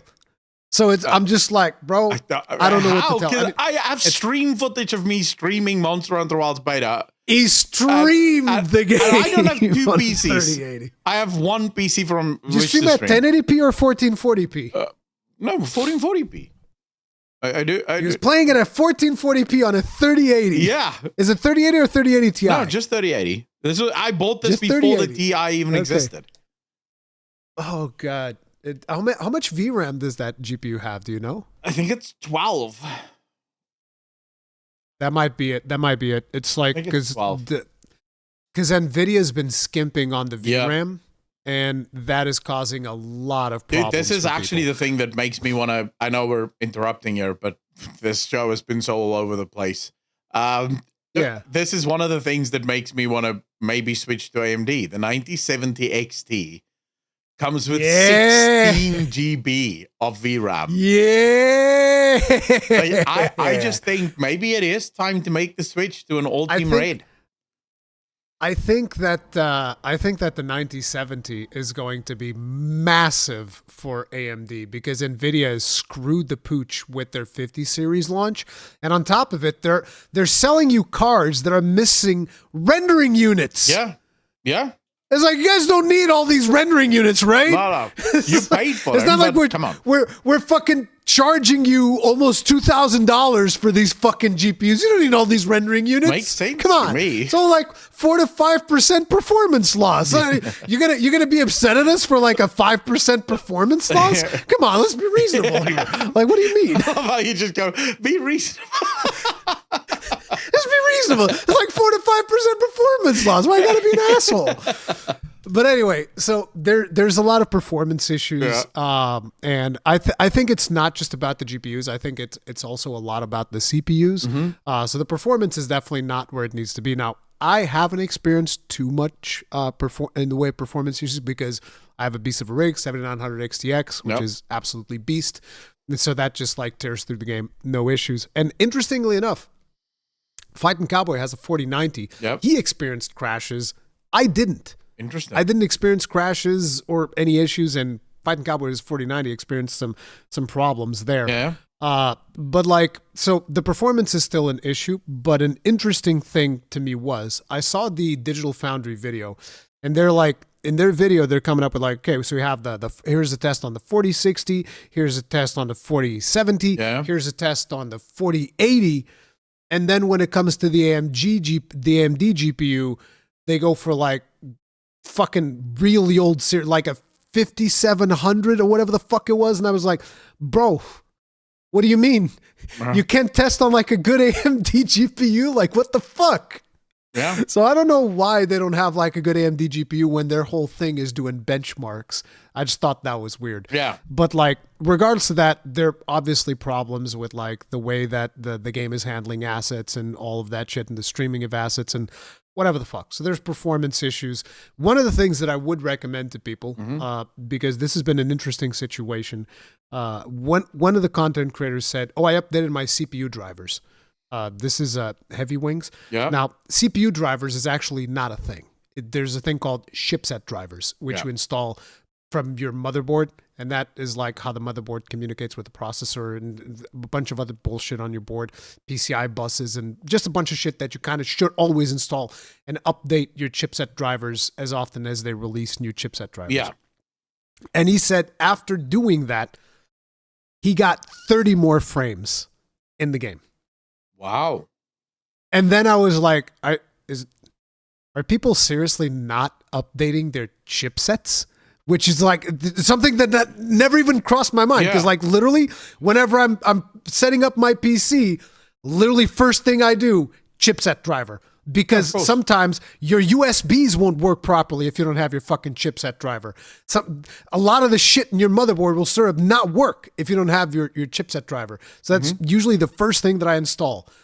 And so that concept to me, I was just like, I guess some people just never install chipset drivers. So I just go and I tell people on my stream, hey, listen, maybe try this out. Here's how you figure out what your motherboard is by going to DXDiag, so that you open up the DXDiag and it shows up the product of your motherboard. Yep. And then you can just Google that and instantly go to the website, support, download chipset driver. Yep. And so I tell this to people, and throughout one of my streams, 3 people start doing this. All of them got additional 30 FPS in game. And I was just like, this is insane. Like, wow. So it's like, and then I see a lot of videos from content creators saying, why is Capcom telling people to just update their drivers? And I'm like, probably because people update their drivers. There's a lot of people that are actually getting better performance. Yeah, now, might be a good idea. That being said, there are still performance issues with the game, and I've acknowledged this from day one. My review talks about there being performance issues with the game. Absolutely. But there's also a lot of people out there that are not optimizing their systems. That's probably not going to be the majority of people, but there are still a lot of people that are having that issue. Now, besides that, there is the microtransaction situation. These weren't surprises. A lot of people are saying, oh, Capcom blindsided us again, like Dragon's Dogma. It's like, no, because Capcom announced like a while ago on a trailer or something, they're like, oh, by the way, when the game comes out, we're going to give you like a free character voucher and a free Palico edit voucher, which should instantly have signified to people, okay, so if they're giving us one free character voucher, that means they're charging us for the other ones 100%. Yeah. Like that's just because it's been a thing in Monster Hunter World and Monster Hunter Rise Sunbreak. I'm not saying it's okay. I've always been against that, which if you don't know what a character edit voucher is like, you make your perfect little character in the character creator. Okay. And then you want to change it. You're like, oh, actually, I want him to not be as chiseled. I want him to be a little bit more pudgy. You can't do that unless you buy a character voucher. Oh, okay. That's what they're doing. And then they have a separate one for your cat companion. So, you want to change your cat companion? So you can change some things for free. So like, say, for instance, you don't like your haircut? Okay, you can change your haircut. You can change the color of your hair. You can change your beard. You don't like this scar you put on your character? You can change that scar too. But like anything that goes into actually changing like the physical appearance, I want my cheeks to be bigger or something like that, or I want different body features. So you want to change the model all of that effectively. If you're changing the model, that is going to be a character edit voucher. That is going to be a character edit voucher. And it's a practice that I've criticized back in Monster Hunter World. I've criticized it in Monster Hunter Rise, and it's just something that Capcom just keeps pushing, which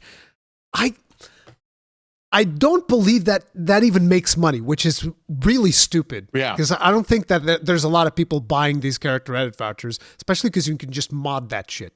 You can just probably mod that shit into the game and do it for free.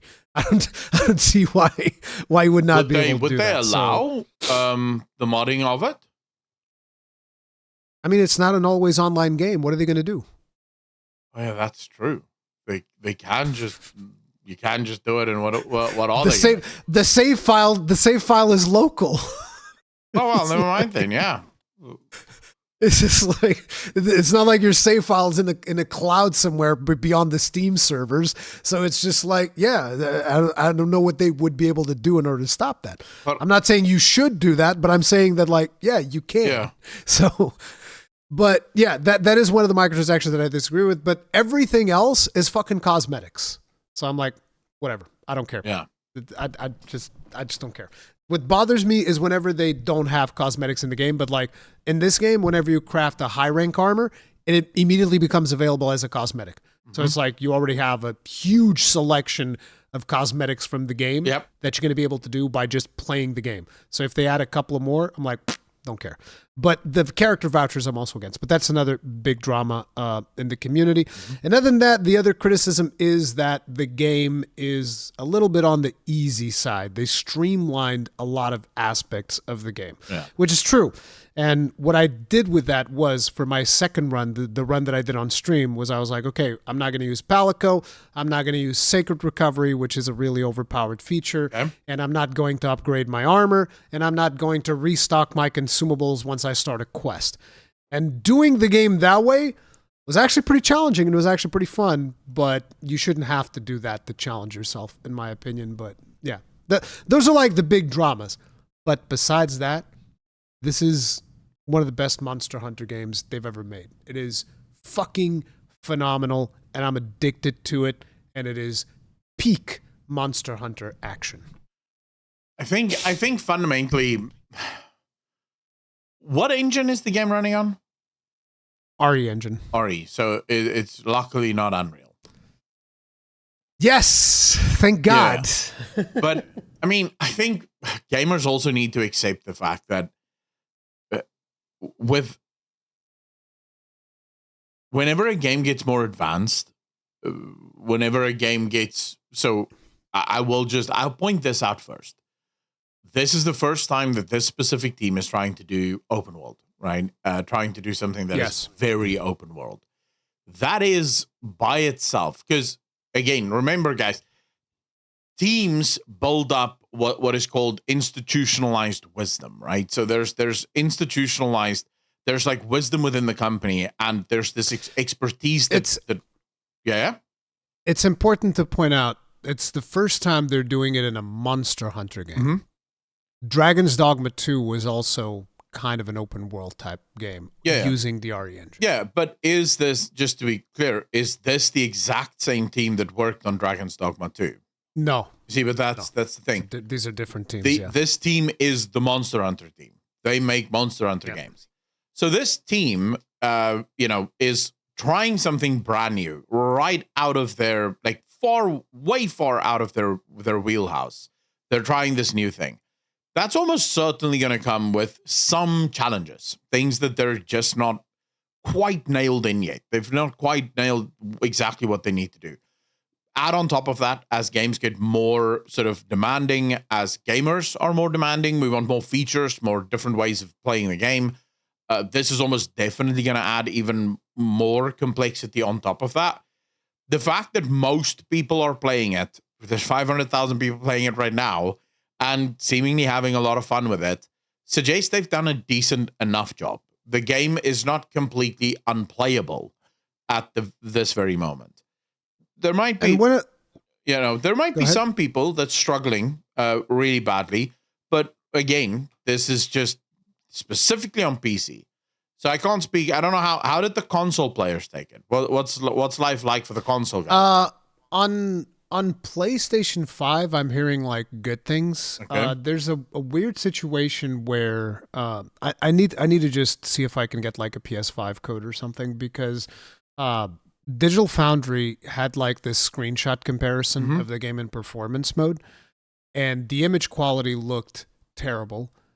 But I was at a preview event where I played the preview version of the game, and it looked way better than theirs. And I was also playing it in frame rate mode. So I don't know what's happening with that. I need to test out the actual PlayStation 5 version. Okay. So there's something weird going on there. But overall, what I've been hearing from PlayStation 5, particularly PS5 Pro, is that people are like, yep, this is running fucking really smooth, really good. Endymion has been playing on PS5 Pro, and he says that he's not experiencing any issues. Yeah, you see, so the game is, again, just PC. And we have to accept the fact that with PCs also these days getting a hell of a lot more complex, because every single, NVIDIA has apparently decided not only doesn't want to launch, its normal lineup, it also launches now with the TI, which used to be different. It used to be first the normal lineup and TI would come later. But now you also get the supers, and you get this, and you get the one that has more VRAM and less VRAM, and it comes. The biggest problem actually is it comes from different stacks, right? So the actual die is completely different. So now you get differences there in terms of the speeds and the internal speeds and all the rest of it. And then on top of that, you have all of the new AI shit with graphics cards that's coming out. So it's just become a hell of a lot more complex to balance games on PC. This is why I have always said I can forgive a game that launches with bugs, with like problems and visual problems and visual fidelity issues. Where I refuse to accept is games that launch with game-breaking bugs, so you can physically just not play at this moment in time. I don't accept that. You should have figured that out beforehand. Or games that just launch with promises broken. You promised one thing, you delivered something completely different. And then I want to see how fast they are with updating it, right? So if these issues persist for the next 6 months and nothing is done to it, then we can start complaining and say, hey, boys, what the hell are you guys doing? You've had months and the problems are still not sorted out. I guess see one of the things that frustrates me though, I guess, is when people start saying there's no reason why the game runs like this. Yeah. And I'm just like, okay. Plenty of so you might not like what I'm about to say, and a lot of people don't, but it's like, listen, before this game, the cap of monsters in a Monster Hunter game was 3. Yeah. 3 large monsters on a map. In this game, for starters, you have 3 maps all linked together. So there's 3 locales, which is the Windward Plains, Scarlet Forest, and Oil Well Basin. And these are like fucking huge maps, okay, with like tons of verticality, tons of bullshit on them. All these maps are linked. You can run from one end of the Windward Plains to the other end on the Oil Well Basin without a loading screen. Now, they do have these kind of like corridor sections, which we all know are the hidden loading screens, right? But you can kind of like run all up in there and get all that shit, whatever. Besides that, each of these maps can have up to, I've seen at least on the list of monsters, can have up to 8 large monsters in the map. And by the way, when you're not interacting with these monsters, they're interacting with themselves. So like the monsters, even if you're not in the map, if they happen to run into one another, they'll fight each other. Yeah. And they'll drop pieces that you can then go and pick up. And so there's all of this, and we're just talking about the large monsters. These large monsters also have complex AI, so they'll have like a routine that they might go through, which can get interrupted by encountering another large monster, and they have like all of their behavior stuff that they'll do if they happen to actually fight you, and all of this is happening in a background simulation, right? And this is just the large monsters. Then you have the fact that in terms of small monsters, which are just other meaningless monsters that are roaming the map for, you know, to give you this illusion of, oh, this is actually a full-on ecosystem. Yeah.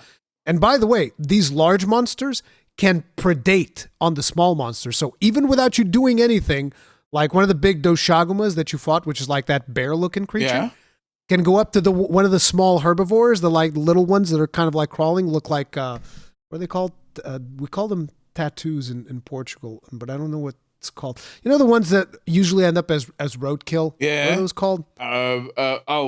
Raccoons. The ones that have like, no, not raccoons. They're like, they have like armadillos. Oh, yeah. Like, you know, the small ones that look like armadillos. And so one of those big bears can just go up to one of those small ones, fucking swipe it, and then eat it. Oh, wow. Or swipe it and then like drag it back to its lair. These are behaviors that can happen in the background simulation while you're doing nothing. These are all things that can happen. Yeah. And the game is calculating all of these things at all this time. And in Monster Hunter Wilds, it is the most dense in terms of small monsters that Monster Hunter has ever been. Like there's massive herds of these creatures on every fucking map. Yeah. Okay. And then on top of it, there's also the endemic life, which are even smaller monsters that you can capture with your little net thing. And they also go through like cycles where they're like moving from different places of the map to other different places. And then on top of that, there's the new weather system, which cycles between fallow and clemency and plenty. And that has different effects on the behavior of large monsters and the small monsters and the endemic life. Yeah.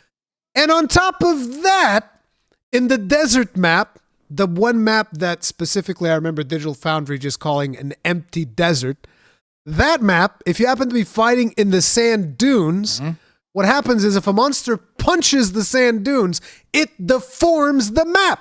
Wow. And then there's another monster that makes a fucking sand pit trap that also deforms the map and pulls you under into a different section of the fucking map dynamically. So it's like, and I'm not even talking about the traps with the rocks that you can drop. And there's so many different fucking things that can happen in these maps with the monsters and all of that bullshit that it's like, I understand when somebody's frustrating, game's not running right. And like I said, performance is still not there. But one of the things that I feel you can't say is like, there's no reason why it's running this poorly. No, there's a reason. Yeah. You're not going to like it, but there is a fucking reason. I mean, okay? There's a lot of shit that is happening in these goddamn maps. Everything you just said there is 100% what I talked about, right? It's complexity. And complexity needs to be computed. Something needs to compute this stuff. And here's the thing. You can get games that will sort of cheat. So the map is super large, but technically if you're nowhere near... Witcher 3 did this wonderfully. They did the draw distance with skyboxes. So the trees that you're seeing far away are not actual trees. It's a 2D image. As you move it renders in trees in your view distance, and it just moves the 2D image further and further away, right? So this cheats it. The problem with that can sometimes be that if you want a living world, so a world where people just go about their business and do their things, that doesn't really work. Now, the issue is when you want to do a living world where things just go on and do their thing, guess what's rendering all of that? Guess what's doing that? That's your PC doing that. There's no other way around that. Something needs to render these monsters walking around killing each other. Your PC is doing that. Now, oftentimes there's also cheats there, right? Because technically that shouldn't take too much. There's better ways of doing it. Yeah, there's definitely better ways of doing it. But this is their first time really trying something at this scale. They'll figure it out. Let's give them some chance and give them time. And look, I get it, guys. No one likes when they have a problem to be told why the problem exists and why they shouldn't be angry. You want to be angry, you want to lose your shit over this, and that's fine. No, I think it's okay to be angry if you're having performance issues, but I think you also need to objectively look at, okay, what is this game trying to do? But sometimes we just want to be angry. Like, judge it. Sometimes we don't want to be objective. So sometimes we don't want to be understanding. We just want to be angry, and we want everyone else to be angry with us. That's all we're asking for. It's like when I shit on Avowed, or when I shit on Dragon Age to Valgard. I don't need someone to come in here and say, but actually, shut the fuck up. Let's just talk about how shit this game is and how shit all the developers are that work on it. Let's just have some fun for a while. And then we can talk about actually. But the other thing is also, and this is like not, I kind of feel like while it is tangentially related to Monster Hunter, this is something that's been very frustrating for me. And that is people arguing with me about the value of their 2060 GPU or then their 1660 GPU. No. And I'm just like, listen, bro. Okay. I get it. You got a really good deal on a fucking budget GPU. Guess what? You're going to have performance issues on like 80% of the games that you play. It's just that simple. And people are telling me about like, oh, you don't understand. The 2060 is a fantastic GPU. And I'm like, I own a 2060. It was a piece of shit when I got it, and it's an even worse piece of shit now. Yeah. Okay? It was a piece of shit to run fucking anything. Like, listen, it was so bad that the 1070 on my laptop was better than that piece of shit. Yeah. It was running games better. Okay? So it's like, don't try to sell me on the GPU that I own. Okay? So it's not good. What I'm about to say is going to sound super elitist, and I genuinely don't mean it that way. But you need to understand the grift that is NVIDIA if you're a gamer. If you're buying a 60 from any of their series, you're not a gamer.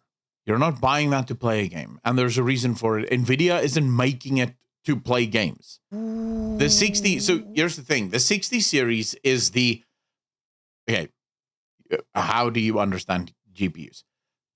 All GPUs are made for the 90 series. When they do the silicon dies for their cards, the best dies go to the 90 series.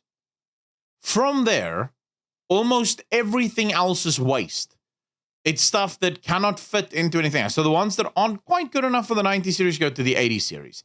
The ones that aren't quite good enough for the 80 series go to the 70 Ti, and then the 70. And then the ones that's complete garbage go to the 60. And if they have enough garbage that it's not even good enough for the 60, they'll go to the 50. But we haven't had 50s in a while, right?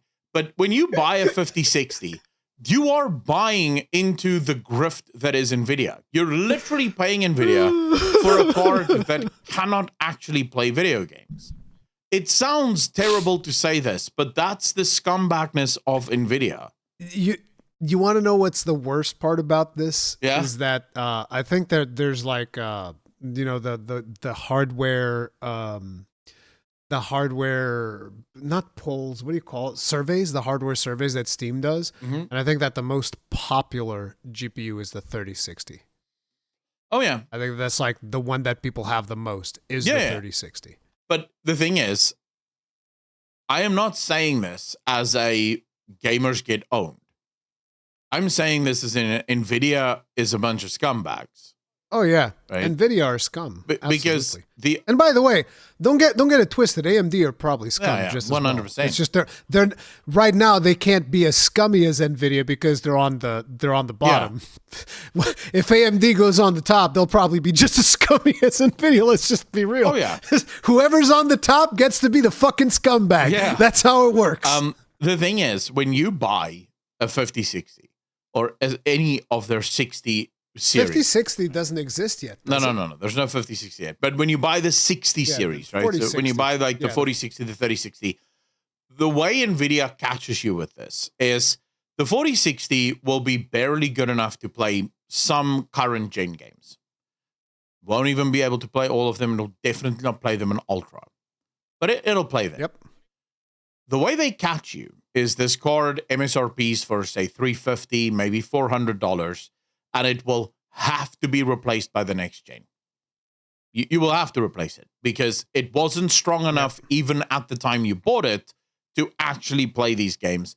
It's not going to be strong enough for the games that come after it. And NVIDIA makes sure of this. They keep increasing the AI on this shit in order to make it more advanced. And obviously the AI drives the game developers to make their shit more advanced because they want to keep up with current trends. So you are effectively engaging in, we will upgrade every year or every 2 years for a new graphics card because I'm buying the cheapest graphics card there is. And it is a throwaway graphics card. It technically should not even exist because it's not actually a gaming card. The lowest you should go, if you want my advice, is the 70 series. Yeah, and not even with the 50 series. With the 50 series, go for the 70 Ti. Don't go for the 70. The 70 is useless because, again, it doesn't have enough VRAM. Now, not that the Ti has enough VRAM, but at least the Ti has a bit more juice, so it kind of makes up for the lack of VRAM. But I would go for the 5070 Ti as a baseline. Anything under that is a waste of your money because you're going to be forced to upgrade way sooner. Don't go for the 80 because right now those prices are out of this world. People have told me that I'm crazy when I told them my philosophy for gaming on PC. My philosophy for gaming on PC, and this is as someone who, by the way, a lot of people think that I'm a console gamer, and I was mostly console focused for a while because during that time I decided I don't feel like I want to spend the money needed to upgrade a PC, so I'm going to focus on console. And the way that I've always looked at PC gaming is like every 3 years you're due for an upgrade. Yep. If you want to maintain a certain standard of performance on PC, you're due for an upgrade every 3 years. That's the way that I've always looked at it. And from the moment that 3 year rolls around and I don't upgrade, I immediately expect to be making concessions on visuals. Like, that's just the way that I've always looked at PC gaming. And people tell me, you're crazy, you're insane. And I was like, okay, maybe I am. But that's just the way that I've always looked at it. It's like every 3 years, if you don't upgrade, you're making concessions on visuals. Unless you're like one of the few people that whenever you do buy a PC, you're like, no, I'm getting the 5090. Okay, then you don't have to upgrade every 3 years. But if you're getting like the 70 series, you're upgrading every 3 years. Yeah. Minimum. Minimum. This is. And if you're getting the 60 series, you're just getting fucked. Yeah, this is what I wanted to say. When you say it every 3 years, I wanted to say I don't quite. It depends on what you buy, right? So I bought a 3080 when it came out. Also, my CPU is the 5900. How much did you pay for that 3080? Like probably close to 1,000 bones. Yeah, it was $1,000, just over $1,000 here in South Africa. It was expensive. But I saved up for it, right? So I saved almost for 4 years. Yeah, of course. Yeah. No, but I'm just saying, like you're not. You didn't have to upgrade every 3 years, but you bought like a fucking really expensive piece of hardware. Yeah. So that makes sense. But that's the thing. This is a 3080, so it's what, 4, 5, almost 6 years old at this point, probably. No, not 6 years old. I bought it when it came out, series, so it might be like 4 years. They'd say 4.5 years, maybe. New GPUs launch every 2 years. So I had the 3080 from the beginning. Then 2 years later, we had 4 years and change, yeah. 4 years and change. So let's say 4.5 years, thereabouts, right? And I can still play all of my games at ultra graphics, like no issues whatsoever, right? So I can still and stream while I'm doing it at ultra. So I don't have a problem with the 3080, but remember, I am taking out the bones at the time of building it. I am spending a lot of money to build this because my CPU was also the best CPU that money could buy at the time. Oh, that I think is why you're running Wild so good, is because a lot of people skimped out on the CPU. Oh yeah. No, I decided because I saved up for it. So I saved almost 2 years. Every month I would put money away for my PC. And when I decided to build my PC, I decided to go balls to the wall. I decided to build the best PC money could buy at the time. At the time, the only thing I didn't buy the best of was a 3090 because I believe in the same way that the 60 series is a scam, I believe the 90 series is a scam. I'm sorry, but even at the time, it was like $1,500 for 3090. And I was like, dude, no. You cannot charge me the same price for all of my other components just for this one component. That doesn't make logical sense to me. This is scumbag behavior. I'm not supporting this. So I went for the 3080, and it served me well. 3090 will probably serve me longer, right? So I think if you buy a 3090, you'll probably have that 3090 for the next decade. You'll be able to play games on it because it's a powerful GPU. It's not a bad GPU. I mean, there's still people playing on the 1080, but you'll appreciate this. The other day I'm talking to a guy and he's like, yeah, I should probably upgrade my PC. It's not running games that good anymore. I'm like, what do you have? And he's like, I have a 980. I'm like, you have a what? You have a 980. Now it should be mentioned he plays like super old games. He doesn't really play new games, but he's complaining that it's a bit slow. Before somebody in the comment section comes in and says, "Guys, you have 980 is a fantastic card." What do you mean?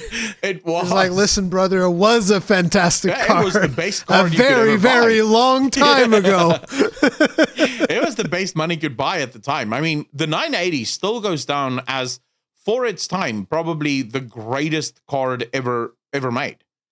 Because the jump from like the 880s or the 870s to the 990 was massive. The jump was insane. This was like insane what graphics cards could do. The only other big upgrade, a jump from there would have been from the 1080 to like the 2080, where we went from no RTX to finally having a thing called RTX to some extent.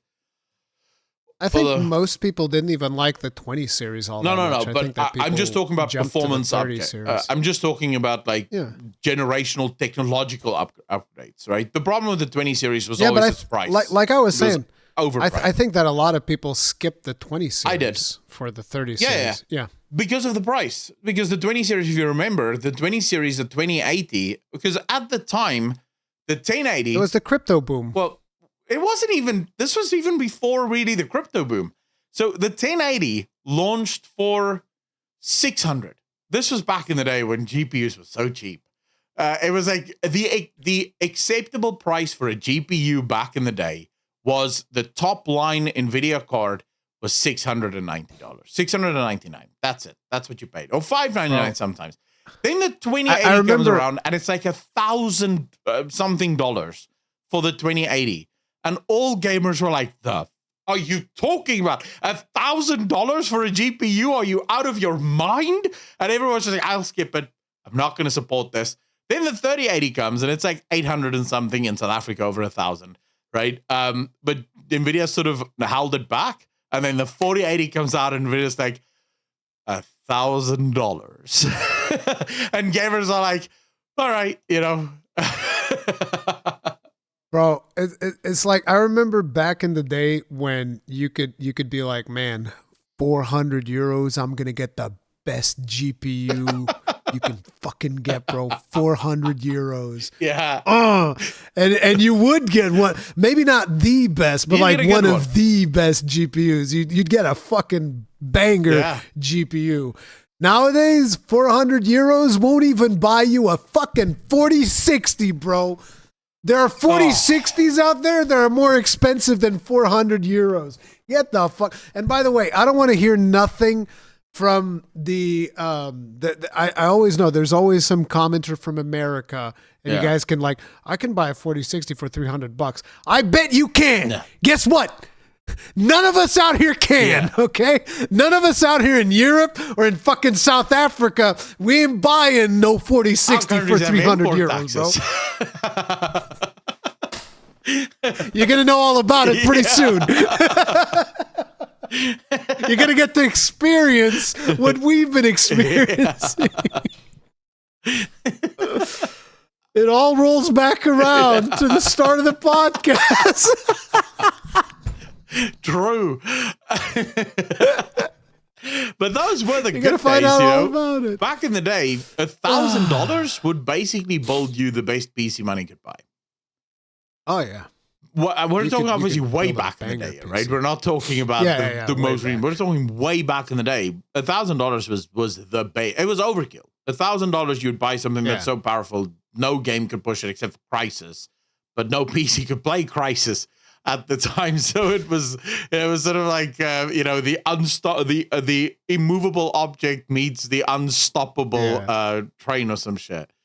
Unstoppable force. It's all about fucking upscaling and frame generation. Yeah. And by the way, I am using upscaling and frame generation in Wilds, and I'm not happy about it. I don't like that. I'm like, no, bro, let's actually render these frames the way God intended them to be rendered in their native resolution. Apparently the new render them, and don't give me fake frames either. Give me the real ones. I want real frames, bro. This is actually the thing that I love about the AMD stuff, because apparently RTX is still pretty shit on AMD, even with the new stuff that they're adding to the newest card.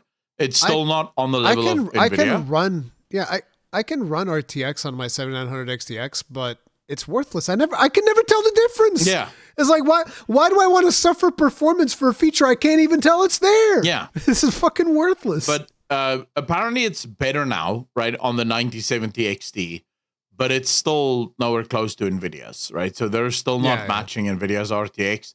But a friend of mine was telling me that the 9070 XT actually does RTX better than my 7900 XTX, which is weird, but mine still renders better without RTX, so it's well, the 9070 outperforms like a lot of the GPUs, the NVIDIA GPUs, in just baseline rasterization. So, but now you're screwed, because most games are now coming out with RTX required. You must have RTX. And it's like, bro, your laziness is killing my game experience. Because I'll be honest with you. Fucking big truth. The one game that I can tell the difference between RTX and non-RTX is Cyberpunk. And I hate the RTX version of it. I hate looking at RTX because it makes everything shiny. And I don't like shiny. I just want the game to look at these God rays, Akalon. Look at them. I don't like the God rays. Give me just normal rays. I hate RTX. It makes it look. It's an unnecessary detail. Like, oh, but look, you can see the shadows on this thing, even if you're not looking at it. I don't give a fuck. I'm not looking at it. We can just call it what it is. We can just call it what it is. It's a scam. RTX is an NVIDIA scam, and they've been gaslighting developers into using it. They're like, it's so easy. You just do this. It's so easy. Look at how much better it will look. And it's like, it doesn't. It fucking doesn't. It doesn't look any better. Okay, stop. It's annoying. And it's like. And here's the thing. If it didn't have any performance tax, you could fuck around with all your God rays all you want, and it wouldn't make any difference to me. But the moment you take any frames away from me, fuck your God rays, okay? Fuck them. I don't want them. Of course, there's the offset with DLSS, and DLSS adds all the frames that you're losing as fake frames, but, it's fine. You still get some frames. My issue with that is I don't understand the need for it. Like, my issue with RTX is I don't understand the need for it. Why do I need to see the shadows in the water of the building I'm not looking at? I'm not looking at the building. I don't give a whether there's shadows in the water. I don't care. This is water. So much more realistic. But I don't play games for realistic. In fact, one of my key beliefs is that realism kills video games. Yeah, but that's another one of the issues with Wilds is that they ask you to turn on frame gen from the get go. Yeah. It's like at the very beginning, they're like, "Hey, you want to turn on frame gen?" And then if you say no, they go like, "You sure about that? You really don't want to turn on frame gen?" Yeah. It's like, whoa. All right, Because the problem is if your system isn't pushing 60 FPS without frame gen, you're gonna have a bad fucking time if you turn frame gen on because it's gonna give you a lot of input latency and it's gonna fucking suck. So, yeah. No, but I mean, all for Monster Hunter Wilds. Let's see what happens with updates and so on, because it sounds like the map is super interesting for like an open world map. But let's quickly do a couple of topics because we're kind of running out of time. Last of Us 3, Rurikon, you have maybe a little bit more. Because you played Last of Us, right? I only played a little bit. I played Last of Us 1 and I played Last of Us 2. I liked about 60% of Last of Us 2, which is the part where I'm playing Ellie coming out the fucking hunt. What's her face? Forget the name of the other character, the muscular chick. Abby. But anyway, yeah, Abby. The part where I'm actually trying to hunt her down and mowing people down. Because, like, the action in Last of Us 2 is actually great. The story is the part where it fucking sucked. And people called me a monster when I said, I wanted to kill Abby. And they're like, oh, she had been enslaved and tortured. And it's like, yep, she still bashed Joe's face up. So killed her. I still wanted to kill her. It's like, listen, in a video game, I don't care about this. Like, look, I know vengeance is bad in real life. Okay, in real life, I don't go out seeking vengeance on everybody that's ever wronged me. That's why I do it in a fucking video game, right? It's like, it is what it is. But anyway, regardless of that, we can just say, loved Last of Us 1. Thought it was absolutely brilliant. The story was great. It was phenomenal. Yeah. Last of Us 2, gameplay good, certain parts of the story good, most of the story really, really bad. And now Neil Druckmann did an interview where he said at the end of his interview with Variety asked him, about the prospect of Last of Us Part 3. And he said, I was waiting for this question. And then he sighed and he said, I guess the only thing I would say is don't bet on there being more Last of Us. This could be it. And I was like, oh, no. Anyway. No. And I liked Last of Us 2 so much. Yeah. But, I mean, it's like... The man's busy making his next It's a shame. He's busy making the next failure. I hope Intergalactic is good. I hope it fails. I hope Intergalactic is good. I hope it fails. Okay, I mean... That's fair. I mean, it's like, anyway, that's that story. Yeah, my issue with Neil Druckmann is he's clearly drank the Kool-Aid. If you go to Naughty Dog and you look at their websites, it's infected with just every DI slogan you can imagine. I'm half surprised this guy isn't sucking Klaus Schwab off every night. Jesus. The issue that I have with Intergalactic very specifically is I don't understand the concept. It's sort of like the Star Wars thing. I remember when we were talking about Star Wars and you were saying, but they did give an answer, they wanted to show how she's been through a lot. And my argument there was the same as my argument with Intergalactic. But do you have to make her look like she's been hit by a brick? Is that your... Oh, you mean Star Wars Outlaws. Okay. Yeah. Why take a character that is clearly cute, right? You could make this character look very, very cute, but instead you want to go for the butch lesbian approach. It's like, all right, that's a bold strategy, bro. Let's see if it works for you. Because if I look at the gaming industry and look at the trends of the gaming industry, it's very clear that things like Stellar Blade tends to do pretty well. Things like Tomb Raider tends to do pretty well. And they don't have butch lesbians as the unlikable, insufferable characters. And it's not just about the look. It's also, if you look at that cinematic, the character is insufferable from the start. Just very arrogant, very piece of shitty. So he's obviously off doing that now.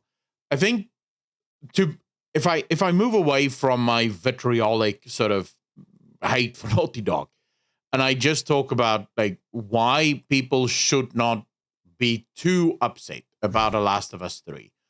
I will say the following. I was listening to this developer that was talking, actually not listening, I was reading an article where they were interviewing a developer. I can't remember which developer it was, that explained why gamers should really understand the lack of parts 3 of video games.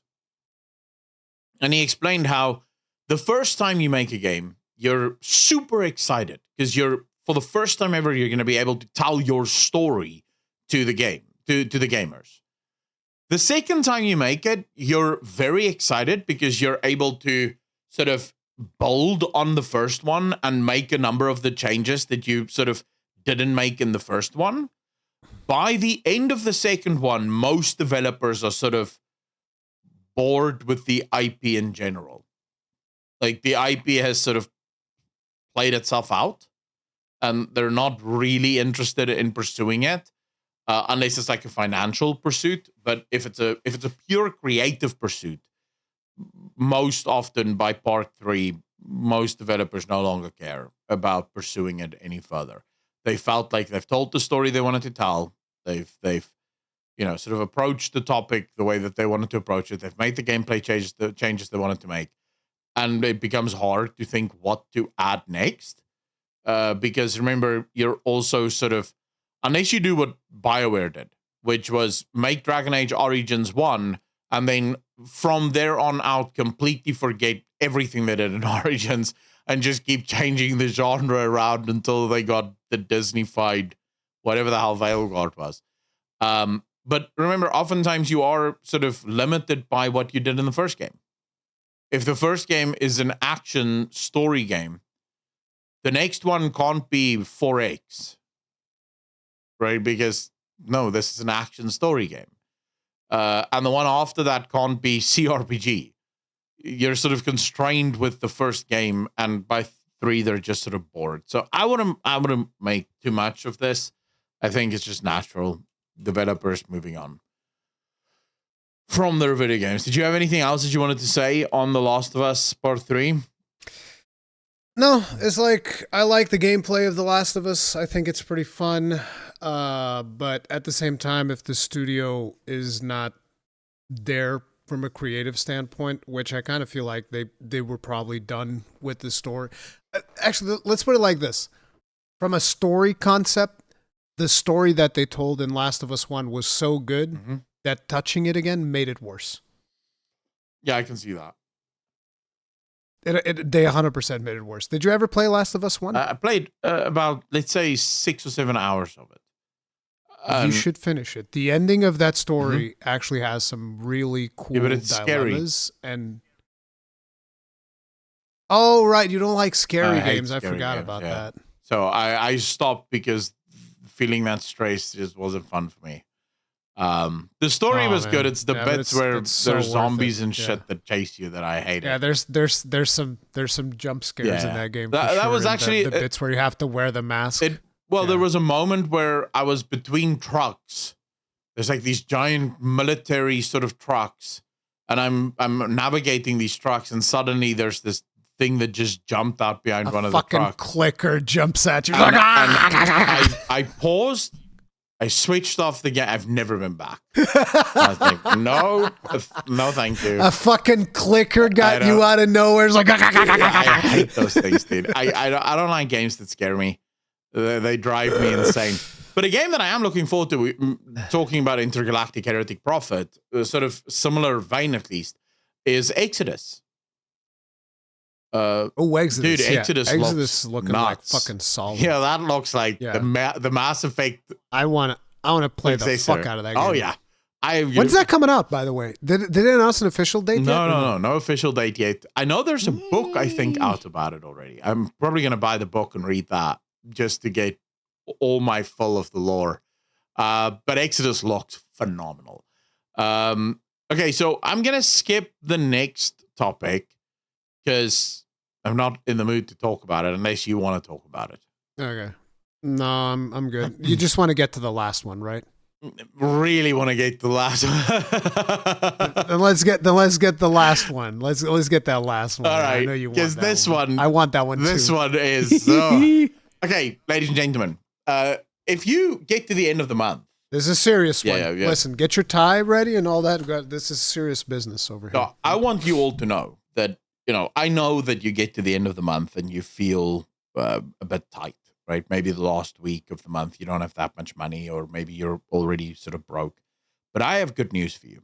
If you're struggling financially, the games industry, and specifically the games media, want you to know that GTA 6 costing $100 at launch is good for you. I got so excited. I'm glad somebody finally said it, bro. It was about fucking time somebody said it. You know what I'm saying? I think games should be $100, actually. Yes. Yeah. As a matter of fact, I think $100, we're setting the bar low. Actually, I think we need to go higher. 150. Like maybe 120, 150. Now you're talking proper fucking 150 is where we should be at. Yeah. Let's just be real about that. These poor little developers making only like $1 billion a quarter. Bro, what's that? They should be making way more than that. I mean, the developers themselves should definitely be making more than what they are making. It's just that, you know, think of the studios and the executives. The studios are just like not properly distributing the money, and therefore all of the fucking worthless people on the top of the food chain are getting all the fucking money. Yes, this is true. By the way, me and Rurikon, we're not being facetious. This is an actual article that is written by the actual games media, suggesting that if GTA 6 really wants to do something good for gamers, they will make GTA 6 $100, but just give players some online moolah as part of the $100. So a bit of moolah that you can spend in the online version of the game, you know, as part of the $100 purchase. So let me get this straight. So a mandatory microtransaction. Yes, literally a $30 mandatory microtransaction. I mean, at that rate, it's not really a it's a macro transaction, but okay. It's like, well, Blizzard, it's almost half the price of the fucking game. Blizzard already challenged the idea of microtransactions years ago when they released mounts for $60. So, you know, there's no such thing as a microtransaction anymore. There's just transactions that they call microtransactions. Oh my god, dude! It's absolutely insane the way that this website just goes out and says, you know, it'd actually be a good thing if you would pay more money for this video game. No, it's never a good thing when video games are more expensive. No. What the fuck do you mean? And how is this a good thing for us? Because we get money for the online version of GTA? Yeah. Is that why that's good? Did they say anything else of why it would be good? Or is it just no, you just, that's it. You just get... They just wrote an entire article basically making the point that that would be brilliant because effectively it sets a new price point for games to launch at. And so other games can now also launch at $100 and also include a couple of things for the player that you know. What publication was this? I can't remember. I read the article early this morning. Did I bookmark it? I was just curious who had this insane take of like, yeah, let's I'm just checking. Let's just have it be $100 and that'll be a good thing for you guys. You guys need to understand they're doing this for you. Yeah. It's like, bro, you're talking about literally one of the most predatory games with their fucking shark cards. I mean, the cards are even called shark cards, okay? It's like, doesn't leave a whole lot to the imagination. They're called shark cards. Bro, get the fuck out of here with that shit. No, it should not cost $100, and you are crazy. You're absolutely out of your goddamn minds. Yeah, so it's GameSpot. GameSpot that wrote the article. GameSpot. GTA 6 costing $100 could reward players too, analysts argue. So it's a good thing. Reward you with a worthless fucking digital good. Yeah. Yes. But I would also like to just point out that this is how you know the media has been completely and utterly captured. Because allow me to explain why you would tout this without pushing back on it even once. The entire psychological makeup of microtransactions, specifically cash shop transactions, comes from the mobile industry. The mobile games industry were the first ones to figure out the way to turn players into payers is to give players a little bit of moolah, like shop moolah, at the start of the game, right? But it's not enough to buy anything. It's enough to buy like maybe like, something here's a little small. something from me to you. Here's something from me to you. The first hit's free. The next one's going to cost you. Yes. It's like dealing drugs. Exactly. You make it enough that they can buy something small off the shop. Because psychologically, the second the wall is broken, people have no problem walking through it more often. So you just want to break the ice. It's the icebreaker. Yeah. So you give them a little bit of moolah up front. They break the ice by spending it on the cash shop. And then from there, they have no problem with, I'll buy a little something myself here, right? Another thing, yeah. That's absolute Let's value and not one. just a bunch of pixels that has zero value. So the article is written by a journalist that is ultimately campaigning on behalf of games companies turning more players into payers. Seems reasonable. I think it's a good idea. I think that, yes, like you were saying, I think actually $100, you're cutting yourself too short. Yeah, do it 150 and then give people like a $5 in-store voucher, just so that they can buy themselves something nice. Like a pack of gum. if you really want to be cute about it, you give players like a $5 voucher, and then in the store, you have little rectangles, like what Activision did with Call of Duty, like the rectangle, the crosshair in your screen. You can buy different types of crosshairs, and they're $4.99. So you purpose-build the shop also that their first purchase is the most useless purchase in the world. But hey, we made you some money. Let's go. This is just disgusting. Games should not even be more than $60. The argument for years and years and years was that, we don't make money at $60 because and of therefore reasons. We need to do microtransactions. Yeah, and then let's increase it to $70, but we're still doing all the microtransactions. In fact, we're doing more microtransactions than ever before. So what exactly did we get? For the microtransactions has not scaled back; it's increased.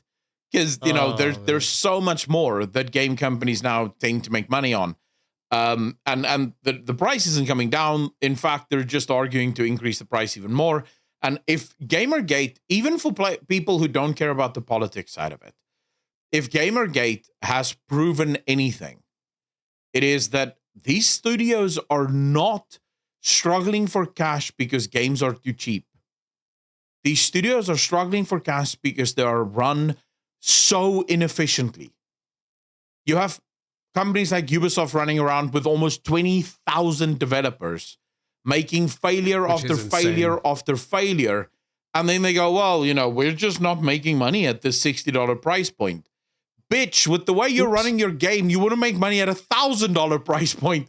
You have to fix how you're running your studio, not increase the price, because effectively you're the reason you're not making money, but you want the players to pay for your mistakes. This is nuts. So, yeah, I'm to this GameSpot article, to the dude that wrote it, Evan Campbell.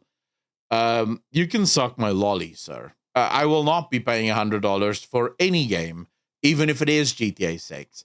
I will sail the high seas so bloody fast, it'll make your head spin. If this game launches at a dime over 70, I'm not buying it. That's the simple fact. I will not buy it. I will wait and wait and wait. And dude, I just realized something. Then wait some more. I think I know what the games industry is trying to do. They want to jack the price to 120 so that way, when they do a 50% off, they're getting 60. Right? So, because technically speaking, for those who don't know, humans, again, psychologically really respond to discounts. But the problem is if you're charging 60 and you're doing a 50% discount, that's only 30. That's not great. But even if you can just get up to $100, so 50% discount is $50. It's still $50. Yeah. 50 buckaroos that you're making on your discounted video game that is not discounted in any meaningful way of the word. Dude, and what's interesting, indie games remain the same price. Somehow the indie guys still charge $20 to $30 for their games and make bank. Because they're able to actually manage their studios properly, which is something that the large companies don't know how to do anymore. All they know how to do is appease to investors. Yeah. And the investors apparently are also clueless. So, we're paying the price. This is fun. I like it. Anyways, is there anything else that you wanted to talk about? No, I think we're good. Yeah. This has been a fun one. I guess the podcast is now just 3 hours long. We should not fool ourselves. We started the podcast thinking, between an hour and 2 is good. No, we have to do 2 hours. Yeah. I have to go back to the 2 hour meta. We started this podcast going between an hour and 2 hungry. hours. Then we went 2 hours and change. Now we're at 3 hours. If we continue this trend, we'll soon just go. We'll just say, right, we record we from just 11. Need to live stream it. Yeah, we just live stream a 12-hour marathon of Mythic Banter. Mythic Banter. To be fair, a lot of podcasts now go live rather than go recorded. It's just the distraction of chat is the problem for me, because the conversation flows when you're not getting this. If you're getting distracted by chat, it becomes harder to flow the conversation. That's usually where a lot of podcasts that do go live or do it live will just ignore chat, right? So unless it's like a super chat over a certain number, they just ignore chat and they sort of just do it live.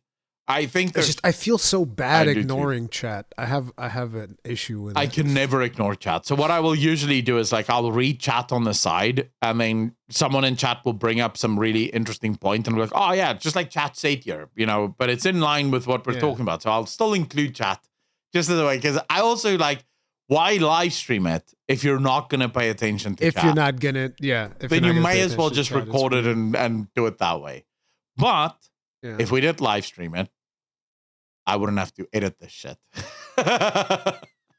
would be because guys, when we're big and famous, we live stream. The editing is nuts. It takes so long to edit, but it is why does it take you so long to edit? It's just the chapters. That's the problem. Yeah, the chapters is a bit of a bitch. Lining it up specifically last week because we had the pause. So it's 2 that you have to try and align rather than just the one. And I had to figure out... You struggle with aligning? Not necessarily the aligning one, but remember, we had the whole, the OBS, not OBS, Discord dropped. And so I had to physically try and figure out where the Discord drop. Okay, now this is where it dropped. And then when we laid into it, I had to figure out from what point do I have to start, coupling it together again. Yep. So that can waste a bunch of time.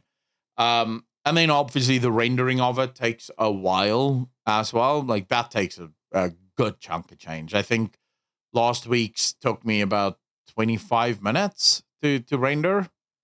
Because Rurikon likes recording in quite high quality. Hey, I'm only doing 13,000 now. What the fuck? Yeah. Your shit's big, bro. That's what she said. Yeah, it is. It's big and it's girthy. So my PC is I just feel sorry for Naomi because she has an older PC. So I can imagine how she struggled because my PC is taking off an hour. So her PC was probably taking 2 hours. But anyways, actually, you guys can let us know if you maybe want us to throw in maybe a monthly live stream where we actually hang out with the audience and sort of chat with you guys about gaming stuff. You can let us know if that is something you would want to see. I don't know. Let us know in the comment section down below. Rurikon, thank you so much for hanging out. I'm going to let you go eat. Thank you. Because you're obviously hungry. Ladies and gentlemen. Yeah, gonna have a steak. Oh, nice. As always, be good to each other, be kind to each other, and we will see all of you in the next one. Peace.